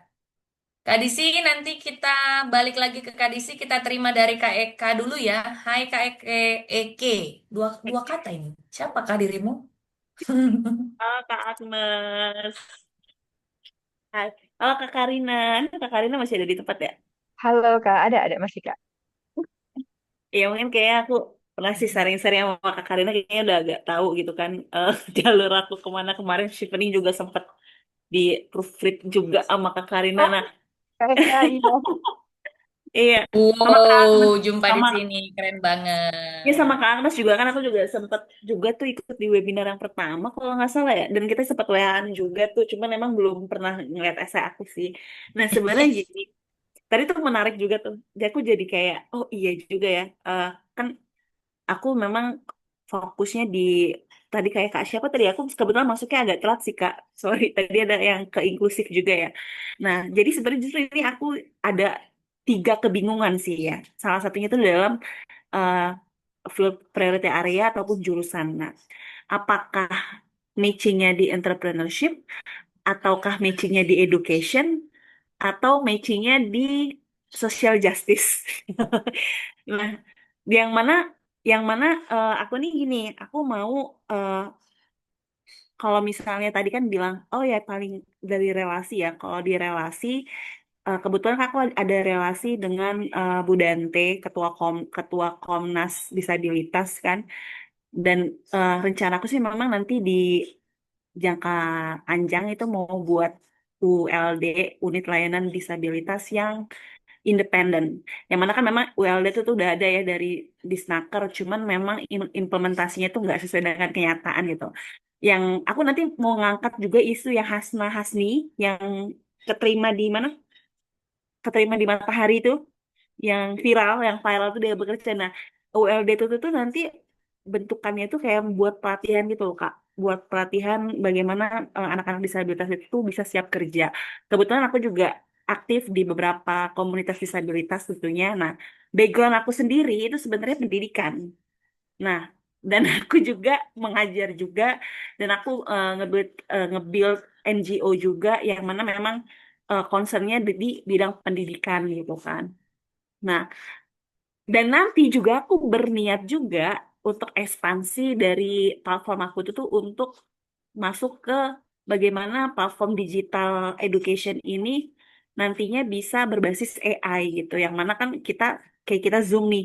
Kita Zoom kan kita nggak ada juru berarti ya nggak ada JBI kan, juru bahasa isyarat yang mana nah nanti kayak seolah-olah nanti akan ada JBI secara ini ya, secara automatically gitu kan, tanpa harus ada JBI. Nah itu nantinya ke depan. Cuman kalau misalnya aku tadi tuh mikir, oh pikir lagi nih kamu udah apa yang dilakukan. Nah kalau untuk relasi ke sana aku belum punya, tapi aku memang sudah sempat involved di salah satu komunitas developer untuk teknologi ini. Dan aku selalu nanya, make sense nggak sih ide ini, make sense nggak sih, make sense nggak sih, dan itu make sense, cuman memang butuh waktu yang lama gitu. Nah ini aku belum ada kebayang. Nah, ketika dengar kakak tadi, oh ya palingnya kita ada yang bernama, apakah aku ini masuknya ke, kalau untuk ke judi disabilitas ini maksudnya kemana nih? Jadi bingung lagi. Apakah ke social justice-nya kah? Atau ke jadi entrepreneurship? Jadi kayak gitu. Jadi ini jadi ada POV baru lagi nih. Gitu loh Kak. Apa di education-nya kah gitu. Sebenarnya dari dulu juga kebingungan aku ini tetap sama gini ya Kak Karina ya. Dari kemarin kayaknya ditanya ini terus gitu kan. Sebenarnya maksudnya kemana? Karena kemarin di batch sebelumnya untuk AAS ini aku sambil buka preview aku sebelumnya, aku tuh sebenarnya ngambilnya itu di eh, social entrepreneurship gitu. Terus ketika aku sharing dengan Kak Melisa tuh URDAS di 2024 kalau nggak salah itu, kalau kan disability dia ngasih ngasih aku saran ke learning intervention di Unimap dan juga pokoknya yang fokusnya ke disability aja, ke yang jurusan yang inklusif gitu, karena di priority area aku tuh kemarin tuh di Getsi gitu. Cuman kayak pikir-pikir lagi nih kayak terlalu maksa nggak sih atau gimana nggak sih gitu loh. Jadi gimana kak aku harus apa, sedangkan aku masih mentok nih untuk jurusan aja, aku ya masih nyari lagi juga gitu biar nggak salah, nggak ini aja, nggak alamat palsu lagi gitu loh kak, gimana? Monggo Kak, mau kemana di bawah nih? Kayaknya kalau spesifik banget, better one on one deh ya. Kayaknya mungkin kasih pandangan dulu nih Kak Karina. Ini masih apa isunya masih sama dengan yang kemarin ya Kak ya? Ya Maksudnya masih sama. yang dibawa ya problemnya. Nah, Maunya sih gitu.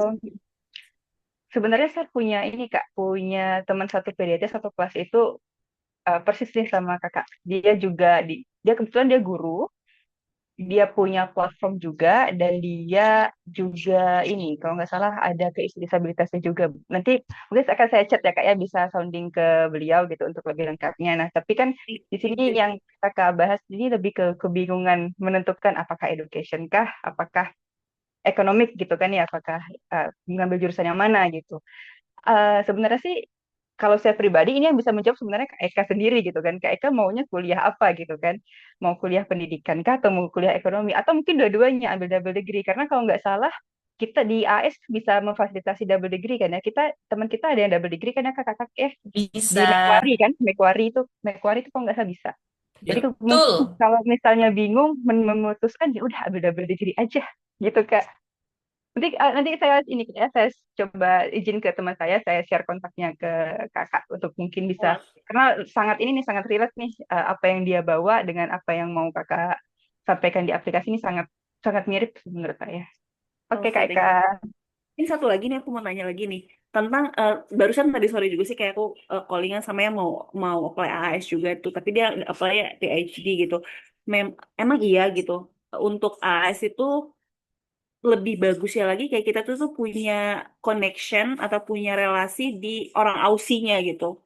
Let's say misalnya oke ini ada bule Aussie nih atau dia ada pengajar lah gitu ya, pengajar di Australia yang kita punya koneksi dengan beliau dan kita misalnya kita kayak punya relasi atau punya kontak beliau untuk mengadakan suatu event, misalnya webinar kah atau international conference kah gitu-gitu, itu pentingkah gitu maksud aku kayak menjadi considerations yang cukup signifikan kah gitu. Karena ya itu tadi setelah aku lihat lagi oh berarti kita yang kita mau kontribusi ini terus kita rekam jejak tadi ya kata Kak Agnes tadi bagus itu kayak oh kalau ketika aku refleksi oh iya juga ini kayaknya bagusnya untuk ke sini gitu terus tapi kalau ketika ada yang kemauan aku tuh maunya ini tapi yang ini kok belum belum banyak kontribusinya gitu loh Kak itu gimana? Oke. Kak, sebenarnya kalau kulihat problem dirimu itu adalah mind mappingmu belum clear. Sorry to say, kamu tuh belum bisa memprioritaskan which one is more critical untuk hari ini. Yes, yes, Jadi, yes. terlalu banyak hal yang mau Abang. dikerjakan dan itu nggak benar. Maksudnya itu bukan sesuatu yang bisa diselesaikan oleh orang lain, unless yourself, atau bikin priority gitu ya. Kalau yang mana yang benar-benar kakak sukain. Aku juga dulu pernah gitu, Kak. Tipsnya adalah pilih satu hal yang mau kamu kerjakan sampai tua dan itu tuh bisa kamu dapatkan dari studi S2-mu ini. Gitu, misalnya yang memang kamu akan lakukan panjang. Terus langsung aja to the point, hubungan dengan Australia itu nggak ada rumusan. Harus punya dulu hubungan dengan mereka, harus punya koneksi dengan mereka, enggak. Bahkan yang terpilih-terpilih awardee pun, yang dari tempat terpencil, yang ibaratnya dia tuh nggak punya LinkedIn, nggak punya sosmed, tetap terpilih. Karena scope dia dalam on hand-nya dia itu real gitu. Skop satu sekolah nih, muridnya cuma 30 orang, kok terpilih? Sementara aku sudah punya relasi, udah pernah kemana-mana nggak kepilih. Banyak loh Kak, banyak awardee yang sudah cang ceng nggak kepilih. 5 kali nyoba, 7 kali nyoba. So again, your urgency tadi dibilang sama Kak Karina, Kak Arfa, Kak Zarfran adalah problem. Temukan problemnya dulu. Problemnya itu penting nggak sekarang? Ada nggak orang yang butuh kakak jadi problem solvernya? Terus bisa nggak kakak kerjakan? Kenapa orang terpilih-terpilih itu mungkin kalau teman-teman sekarang terkecoh ya dengan sosmed, banyak yang personal branding, itu adalah tipe-tipe orang yang ekstrovert seperti aku nih, butterfly. Tapi di dalam lautan sana itu banyak banget yang kandidat-kandidat yang kualitasnya wow, semriwing dan mereka tuh nggak terekspos gitu. Gitu sih Kak, untuk menjawab kegalauan-kegalauanmu itu. Alright?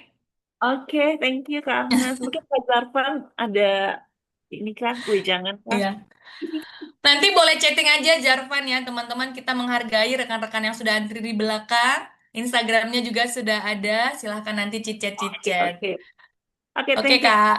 Oke, next. Sama-sama. Ini kita terima langsung satu yang terakhir ya, Kak Disi. Jadi mohon maaf buat Kak Lutfi, Mr. L. Boleh di drop di komen dulu. Aku nggak tahu nih, Kak Zarfan, Kak Karina bisa stay sampai jam berapa untuk bercuap-cuap ya? Masih bisa stay? Aman-aman, Kak. Oh, masih aman katanya. Baik banget ternyata. Baik, berarti tadi masih ada Mr. L, masih mau ditampung, KFC, dan Kak Anggun. Oke, sip. Masih kebagian ya. Oke, kita balik ke Kak Disi. Silakan Kak Disi. Terima kasih kesempatannya Kak Agnes. Mohon maaf tadi ada kendala teknis. Jadi Kak Agnes, saya berencana mendaftar AAS dari sebagai ibu rumah tangga Kak Agnes. 5 tahun yang lalu saya punya pengalaman bekerja sebagai Community Development Officer. Dan waktu bekerja itu lumayan banyak relasi yang bisa terbentuk dan beberapa program yang saya implementasikan di masyarakat. Namun karena kewajiban saya sebagai caregiver utama untuk anak-anak saya dan suami saya berpindah-pindah tempat kerja, makanya saya harus ikut. Jadinya saya bisa melanjutkan studi. Bisa. Nah, selama menjadi ibu rumah tangga itu saya juga mengambil sertifikasi untuk pendidikan anak usia dini secara online. Dan melihat ketika tinggal di Tomohon, saya concern terhadap pendidikan di sekitar sini gitu Kak. Lalu berangkat dari fenomena yang saya lihat di lapangan, akhirnya saya membuat inisiasi untuk literasi khususnya anak usia dini. Dan alhamdulillah sudah bekerja sama dengan 4 sekolah dan dukungan dari satu lembaga juga yakni Kementerian itu Kak. Nah, cuman yang saya bingung adalah eh, ap- untuk pengalaman saya yang sekarang ini kan kayak saya merasa kayak masih sedikit sekali gitu, kayak nggak ada keren-kerennya gitu Kak. Malah saya lebih tertarik untuk mengangkat pengalaman saya 5 tahun yang lalu saat saya bekerja gitu.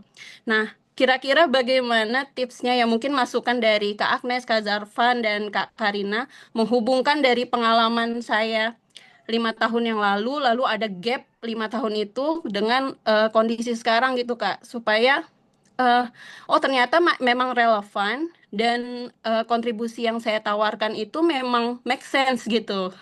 Itu sih Kak paling kebingungannya itu karena ada gap yang cukup lama. Terima kasih Kak. Sama-sama. Good. Siapa ini peremak-emakan? Mungkin aku dulu ya ngasih masukan. Nanti kalian para single ladies, single boys kasih masukan tentang peremak-emakan yang udah ngek-ngek dan karir gap year. Iya.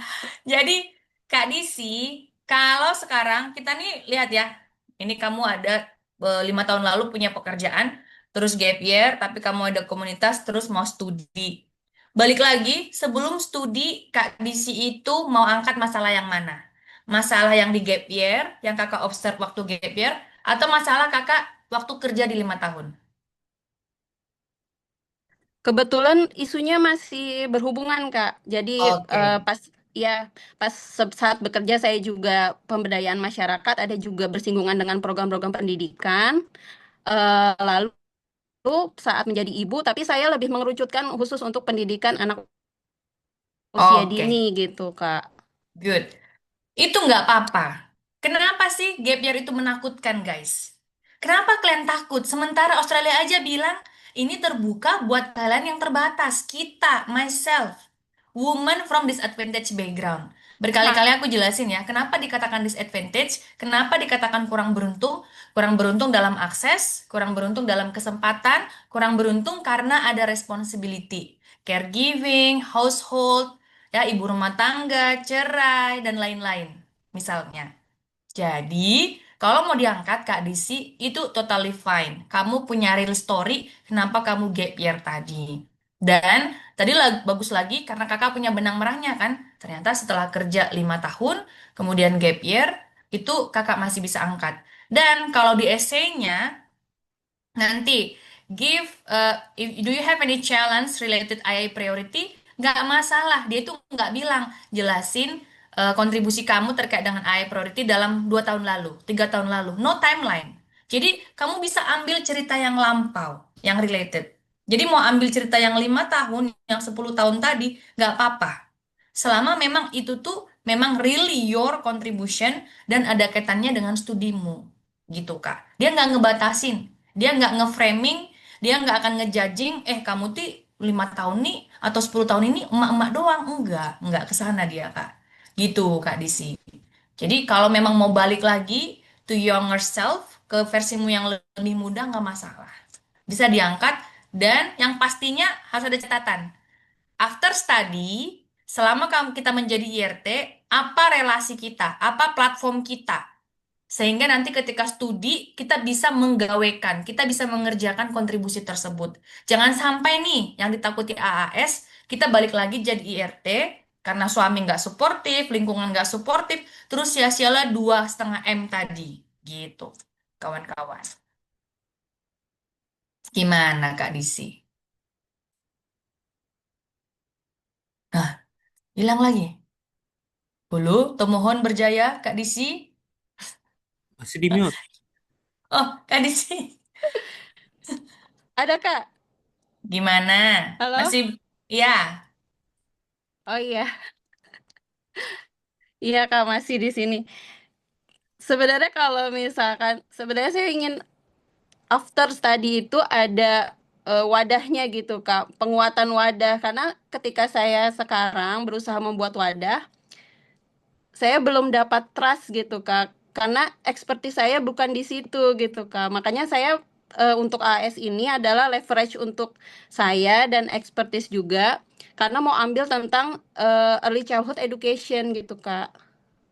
Tapi wadahnya Halo? ini kan maksudnya konkret kakak yang founder nih, Kak Disi. Sekarang udah ada koneksi dengan praktisi-praktisi early childhood. Udah punya koneksi.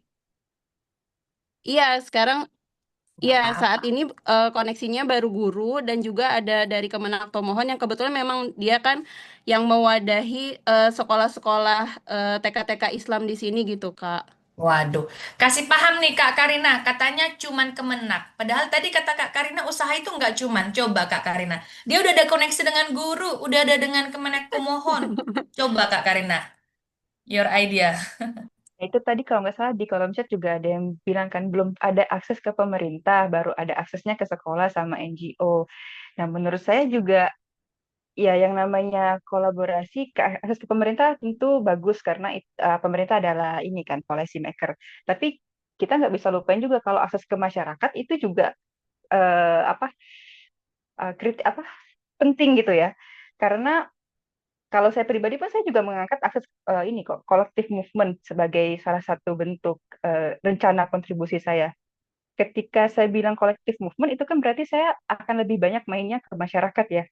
Karena kita kayak kita punya akses ke pemerintah, kita bisa sounding apa policy paper dan segala macamnya. Tapi kalau di masyarakatnya sendiri masih belum mau untuk belum punya awareness, saya katakan seperti itu juga nggak jalan dong kan. Dan itu tadi Kak, wah saya kalau di apa di presentasi tadi saya bilang jangan mengunderestimate diri sendiri gitu. Dan itu yang kadang-kadang nggak, saya juga sering gitu, saya juga masih sering, makanya saya punya apa namanya punya quote pribadi gitu kan untuk mengingatkannya. Tapi itu tak balik lagi ada kekhawatiran masalah gap year dan segala macam. Tapi kalau saya nggak salah dengar tadi kakak juga sempat bilang ngambil apa sertifikasi PAUD apa gitu ya. Early Nah itu childhood, bener. bagus. Udah punya juga. Ah, Berarti kan selama gap year pun kakak nggak yang diem-diem aja banget gitu kan. Ada betul. hal yang dilakukan dan itu silakan diceritakan. Apakah boleh ngambil dari masa lampau? Bahkan di tahun sekarang pun yang 2025 kemarin itu saya ngambil dari cerita dari 2018 Kak ketika saya lulus kuliah gitu. Saya ambil itu, saya masih tarik dari 2018 karena kebetulan masih ini kan masih apa sejalan gitu kan. Berarti itu berapa? 7 tahun yang lalu. Saya masih ceritakan gitu Betul. tahap essay saya dan ya masih masih bisa aja gitu. Apalagi kakak selama gap year tetap melakukan sesuatu, tetap bertindak, tentu itu akan menjadi poin penilaian juga dari reviewer sih seperti kalau menurut saya seperti itu. Oke, sudah terjawab ya Kak Disi. Jangan ragu-ragu lagi, peluk dirimu dan yakinkan semua ini bisa cocok. Thank you so Oke, Kak much, Disi. Kak. Iya. Siap. Semangat kita para IRT berdaster, nggak pakai makeup, kita pasti bisa. Jaya. Oke, kita sambut dulu Mr. L. Oke, time is yours, Mr. L. Ya, terima kasih Kak Agnes, Kak Karin, Kak Ahmad Zarfan. Tadi saya sudah monitor dari awal. Uh, this is first time for me to apply IAS. Eh, intinya pertanyaan begini, saya adalah eh, English enthusiast intinya, berawal dari em, apa kesukaan terhadap bahasa Inggris. Itu pun gap setelah saya bekerja ya. Saya belajar bahasa Inggris pertamanya di kampung Inggris Pare, terus hanya saya kembangkan di eh, kota saya Kebumen karena itu ada kontrak antara pemerintah kabupaten dengan para tutor yang dikirim oleh pemerintah ke sana. Nah, pertanyaannya ketika saya mengambil applied linguistic. Nah, ini kan lebih spesifik seperti ngajar second language gitu kayak English, ngajari bahasa Inggris di komunitas desa dan juga khususnya di sekolah yang saya sebagai mengajar gitu di SMK, salah satu SMK di Kebumen. Nah, terus yang kedua, saya juga antusias pada salah satu komunitas yang itu didirikan oleh alumni Australia, ya, salah satu dosen OGM itu sudah PhD, eh, dan beliau ini founder gerakan sekolah menyenangkan. Nah, itulah kenapa saya tertarik ke Australia karena itu cerita dari beliau, pengalaman beliau, beliau ingin menerapkan mendiseminasikan ilmu beliau yang intinya eh, menyadarkan para guru-guru Indonesia ya sehingga pendidikan Indonesia itu benar-benar menjadi well-being ataupun flourishing. Nah, itu kira-kira nyambung nggak, Kak? Dengan ketika saya me, men-cite apa yang sudah saya ikuti di gerakan sekolah menyenangkan dan juga meskipun itu yang di desa saya waktu itu itu sudah lama, sudah mungkin 5 tahun yang lalu atau 4 tahun yang lalu sebelum saya jadi guru SMK. Nah, itu aja mungkin, Kak. Terima kasih. Oke, yang suka senang nih, Zarpan gimana? Bisa nggak dimasukin? Ah, Oke, sebenarnya kalau berkaitan dengan senang dan senangnya bahasa Inggris tadi ya, Mas, saya merasa itu bisa dimasukkan satu poin penting, as long as Mas ada memberikan sebuah impact, ada memberikan sebuah output dari yang Mas sampaikan. Saya tertarik tadi yang Mas sampaikan karena di sini saya dulu juga sempat agak sedikit lama di kampung Inggris waktu belajar bahasa Inggris. Tapi ya hal-hal positif itu yang dari kampung Inggris yang mana saya tahu banget gimana pengalaman dan suasana di sana yang Ya. sangat sportif untuk belajar. Hmm. Tapi satu hal Mas, yang Mas implementasikan itu ada nggak output sebuah keberhasilan? Berarti Mas sekarang kerjaannya apa Mas? Maksudnya sehari-hari gitu? Saya Hah? guru SMK. Oke, berarti English yang ini tujuannya mau kemana? Karena English itu saya banyak ketemu teman-teman dari PDT, itu ada yang Master of TESOL atau Master of Application Linguistic. Itu Mas harus clear dulu. English linguisticsnya itu, English enthusiastnya itu arahnya kemana, Mas? Kalau udah ada di sana, let's say you want to take Master of TESOL. Nah, jadi lihat kampus di Master of TESOL itu apa yang terbaik. Nah, yang tadi Mas sampaikan, hal yang lihat dari kampung Inggris itu diimplementasikan di Kebumen, itu bisa Mas sampaikan di poin nomor 3. Apalagi ya, aku percaya ya, karena ini kan udah backgroundnya secara itu udah kuat sebagai seorang guru nih. Tinggal gimana Mas menyampaikannya tuh. Gimana membuat ceritanya itu lebih flow, apa output yang udah Mas sampaikan dari English enthusiast, baru nanti itu ceritanya dibuat make it clear dan dibuat gimana penjelasannya itu di short, middle, and long term. Tapi ide awalnya tuh udah oke. Untuk maksudnya tuh terinspirasi di kampung Inggris gitu. Itu kalau saya bisa masukkan di since kalau kayak tadi itu bagus kayak Kak Karin tadi memasukkan since 2008, kenapa alasannya, dan saya juga coba ya, maksudnya ada beberapa teman-teman yang sesama awardi, satu juga yang tadi dari Palu Kak Disa itu pernah cerita kepada saya dia itu alasan dia sekolah itu dia berasal dari Palu, sama juga itu karena adanya urgensi tentang kebencanaan di kotanya. Dan dia juga memang berasal dari backgroundnya geologi. Itu sangat cukup kuat gitu. Gitu Mas, kurang lebih. Sorry, tadi guru SMK, walaupun guru SMK ya, tapi ada hal yang membuat you enthusiast with English, which is it's a good point for you. Benar. Iya.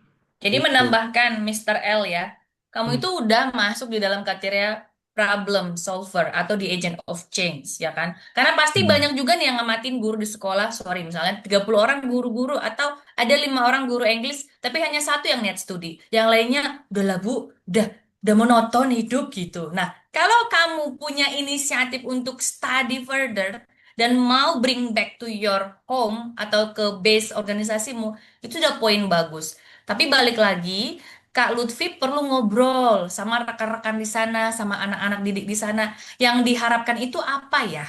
Seperti apa sih kemampuan Inggris Iya. yang belum kita miliki di sekolah kita ini? Oke. Kalau misalnya cara belajar Inggrisnya udah dipelajarin di pendidikan SPD, S bla bla bla gitu, jangan cari itu lagi. Kakak harus cari course yang lain yang ada di kampus-kampus Aussie. Misalnya ada nih essay yang aku baca bagaimana belajar Inggris tapi di dalam kurikulumnya membuat media pembelajaran baru by DIY.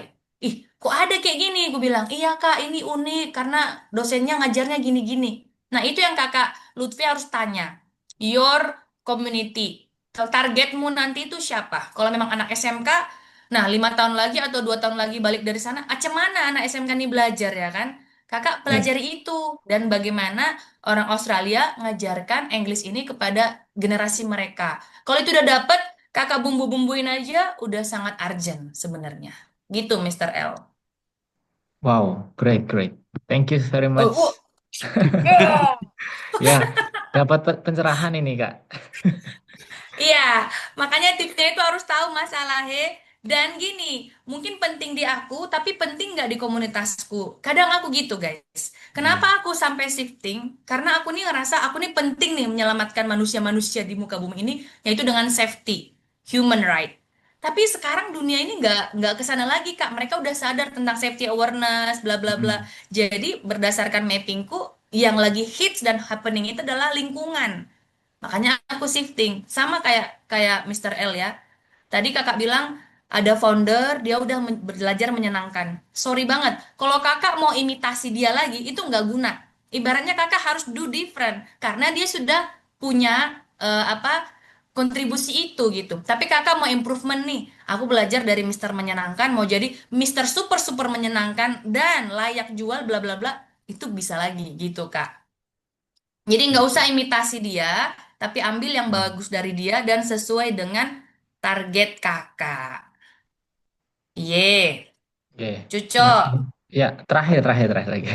Oke. Eh, Talking about impact. Jadi nanti ketika misalkan ya saya lulus awardee, terus selesai kembali return ke Indonesia atau desa saya, kota saya, itu untuk impactnya itu harus mengerucut ke satu titik atau boleh ke beberapa titik. Misalkan anak-anak di desa saya dan juga guru-guru SMK semuanya gitu di Kebumen misalkan. Itu gimana, Kak? Nah, bisa banyak. Monggo, Kak Zarpan. Gini, Mas, kalau impact itu like I said before, make practical and realistic. Nah, kalau Mas merasa itu lebih mudah tercapainya itu di village doang, in your village, do that. Jangan kayak aku bakal mengunikan seluruh SMK di Kebumen, jangan. Itu they don't see that as a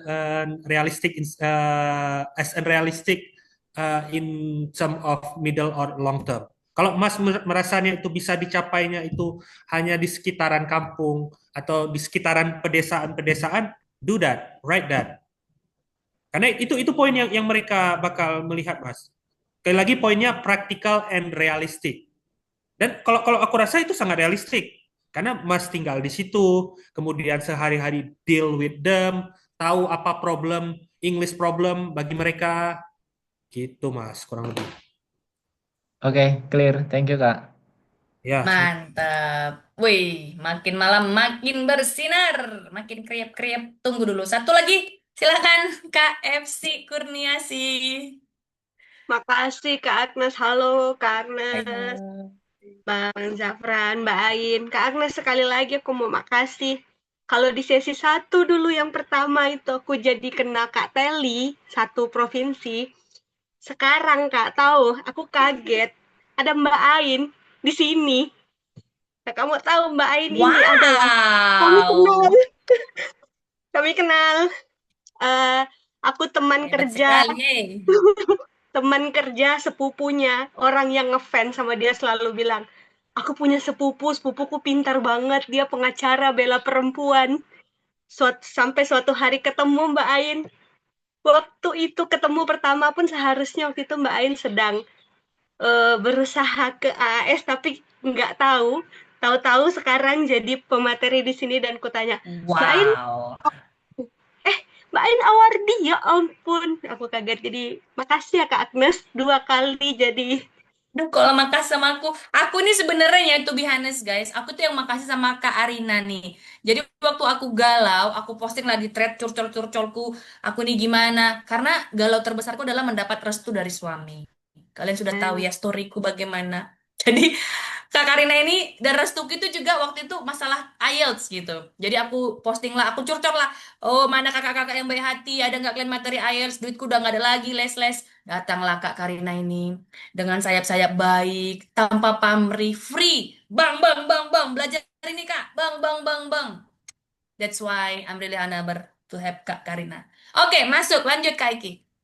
Oke, jadi ada 2 pertanyaan. Yang pertama itu tadi ada di chat awal tadi tuh tentang menghubungkan antara program kerjasama Indonesia Australia dengan program kita gitu. Nah, jadi waktu aku research itu ketemulah ada namanya program inovasi. Jadi program inovasi ini program kerjasama Indonesia Australia untuk pendidikan dasar anak-anak, fokusnya di peningkatan numerasi dan literasi. Nah, masalahnya adalah yang bikin aku ragu untuk memasukkan program inovasi ini adalah program inovasi ini pilotnya itu di NTB, NTT, Jatim, sama Kaltara. Di Kalbar tuh enggak gitu. Jadi apakah masih relate kalau ku masukkan ke dalam esaiku? Satu itu. Lalu yang kedua, jadi sekarang ini kan yang kuandalkan banget untuk jaringanku di guru Pontianak gitu, di culture guru Pontianak itu adalah komunitas guru penggerak. Sedangkan program ini sendiri kan sejak pemerintahan yang baru ini programnya sudah cut. Tapi orang-orangnya ada dan masih bergerak, hanya ininya aja, judulnya aja itu yang udah nggak nggak nggak apa ya namanya, udah nggak pemerintah sekarang lah gitu. Jadi oke kah dimasukkan? Apakah udah expired kah gitu? Itu aja. Terima kasih. Monggo, Kak Ain. Oke, jadi ya Kak Eci. Aduh, jadi yang diceritain Kak Eci itu eh, teman kerjanya Kak Eci itu abang sepupu saya Kak. Dan hmm, Hmm, hmm. eh, tanggal 6 November Tahan, gak usah, gak usah, gak usah. Kalau sensitif, golongan itu sensitif, take a breath. It's okay, it's okay. iya, jadi tanggal 6 November saya dapat pengumuman, seminggu kurang lebih seminggu kemudian dia meninggal. Jadi ya tadi cukup ini juga ya dengar cerita dari Kak Eci. Tapi tadi balik apa Kak ya guru guru penggerak gitu ya. Ya, Eh, kalau nggak salah guru penggerak ini saya sempat dengar di mana gitu ya Kak ya, pernah dengar di mana gitu kayaknya ada juga deh yang masukin tentang guru penggerak ini di esainya gitu. Dan walaupun udah nggak ada lagi, ini menurut menurut pendapat Karin ya Kak ya. Jadi walaupun dia udah nggak ada lagi, tapi kan kita pernah ada di sana gitu. Kita pernah mungkin berkontribusi lewat apa. Jadi rasa-rasanya ya sah-sah aja gitu untuk dimasukin ke dalam esainya gitu sebagai rekam jejak tadi. Sebagai rekam jejak kita pernah berkontribusi di sana, pernah ada yang kita lakukan untuk apa namanya untuk berkontribusi di salah satu priority field-nya AI gitu. Dan nggak apa-apa sih kayaknya kalaupun memang harus memasukkan selama itu relate dan align dengan eh, apa dari saya nomor satu tadi itu. Selama itu masih relate, Hmm. kalau menurut saya pribadi itu nggak masalah karena pemesan memang ada yang kemarin nanya dan itu dia masih masukin ini ke guru penggerak itu ke esainya. Memang udah nggak ada lagi ya Kak. Saya juga baru tahu kalau memang itu nggak ada lagi sih. Iya, Sama pokoknya perganti pemerintahan itu programnya kayak beberapa bulan ganti menteri pendidikan programnya di-cut. oke. Gitu. Kayaknya salah satu guru juga kemarin yang di Pontianak juga sih Kak, cuman sekolah swasta sih. Dia masih masukin guru penggerak itu ke esainya. Jadi kayaknya masih bisa aja. Lalu terkait dengan apa tadi yang pilot projectnya belum ada di Di Pontianak Kalbar. ya? Ah ya, belum Iya, ada di Kalbar. inovasi, program inovasi. Tapi sejauh mana Kakak udah ngeriset tentang program inovasi itu gitu? Maksudnya eh secara rekam jejak kan kita belum pernah ngadain nih, tapi kalau memang itu bisa berdampak untuk kita, justru bisa jadi ini kali ya, rencana kontribusi kali bisa mencontoh. Karena pasti ketika kita PDT, ketika kita berkuliah di sana, kita akan ketemu nih dengan teman-teman yang dari daerah-daerah sudah menerapkan itu, bisa ada sharing knowledge dan segala macamnya, dan juga mungkin bisa dikaitkan dengan pelajaran yang kita dapat nanti pas di Australia. Dan kalaupun memang kita belum pernah menerapkan itu, mungkin kakak bisa perdalam lagi sih hal apa sih si inovasi itu tuh seperti apa bentuknya. Jadi bisa lebih mendetail nanti pas di rencana kontribusinya ketika misalnya itu dijadikan salah satu rencana kontribusi gitu ya, menerapkan hal yang belum ada itu ke Kalbar. Ketika kita udah tahu detailnya seperti apa itu kan akan memudahkan kita pas nyusun apa rencana kontribusinya. Mungkin seperti itu Kak Zarfan atau Kak Agnes? Yes, kalau aku sih sama ya. Aku aja, roleku aja udah di bumi hanguskan gitu. Makanya aku jadi terdampak PHK. Jadi gak mungkin lah gak aku ceritain gitu. Jadi walaupun itu sudah nggak eksis, sudah dimuseumkan, but I've been there, aku sudah pernah di sana, ya itu akan tetap aku angkat gitu sih KFC. Jadi nggak apa-apa, yang penting sudah pernah terlibat di situ, dan itu kan real a problem, dan juga program. Terus balik lagi nih, portofolio si inovasi. Aku keingat waktu itu aku iseng memikirkan gimana caranya untuk sekarang ini banyak inovasi ya kayak gini nih, kayak misalnya kita dari sampah-sampah ini akan dibuat lagi jadi material gitu. Ini kalau aku trainer kan banyak di sini apa aplikasi-aplikasi. Jadi gimana sampah ini di recycle menjadi fresh material, tapi ini tuh bisa friendly gitu. Nah, itu tuh juga cukup jarang di Indonesia. Ada beberapa, tapi di recycle kembali jadi waste, jadi waste, jadi waste. Atau di recycle kembali jadi pot bunga dan lain-lain. Tapi ini tuh mau di recycle benar-benar jadi friendly product. Dan itu tuh adanya di Australia dan belum ada di Indonesia. Nah, kadang-kadang aku mikir, apakah ini tuh bisa practicable nggak ya? Nah, aku melakukan seperti KFC tadi. Jadi research, ternyata mereka ada juga dari inovasi, dari KNOI atau apa gitu nama programnya antara Australia Indonesia, tapi belum pernah terjadi. Cuman aku inisiatif email komitenya. Aku tanya, kalau caseku seperti ini, aku punya mimpi untuk mewujudkan begini-begini, kalian itu interest nggak? Gitu. Dan mereka bilang, why not? Gitu. Jadi ibaratnya, boleh aja, yang penting kita ini butuh tangan-tangan, kayak kata Jarvan tadi kan, siapa nih yang mau dikasih dana nih, siapa nih yang mau dikasih perlengkapan nih, gitu. Jadi KFC juga, kalaupun program guru penggerak tadi sudah museum atau ganti nama, tapi KFC lihat visinya masih sama, masih tentang keguruan, masih tentang pendidikan, dan di inovasi tadi itu masih ada ruang mengkorelasikannya ke sana, why not? Masih tetap bisa KFC. Oke. Ya, Iya, langsung iya. oke. Ya.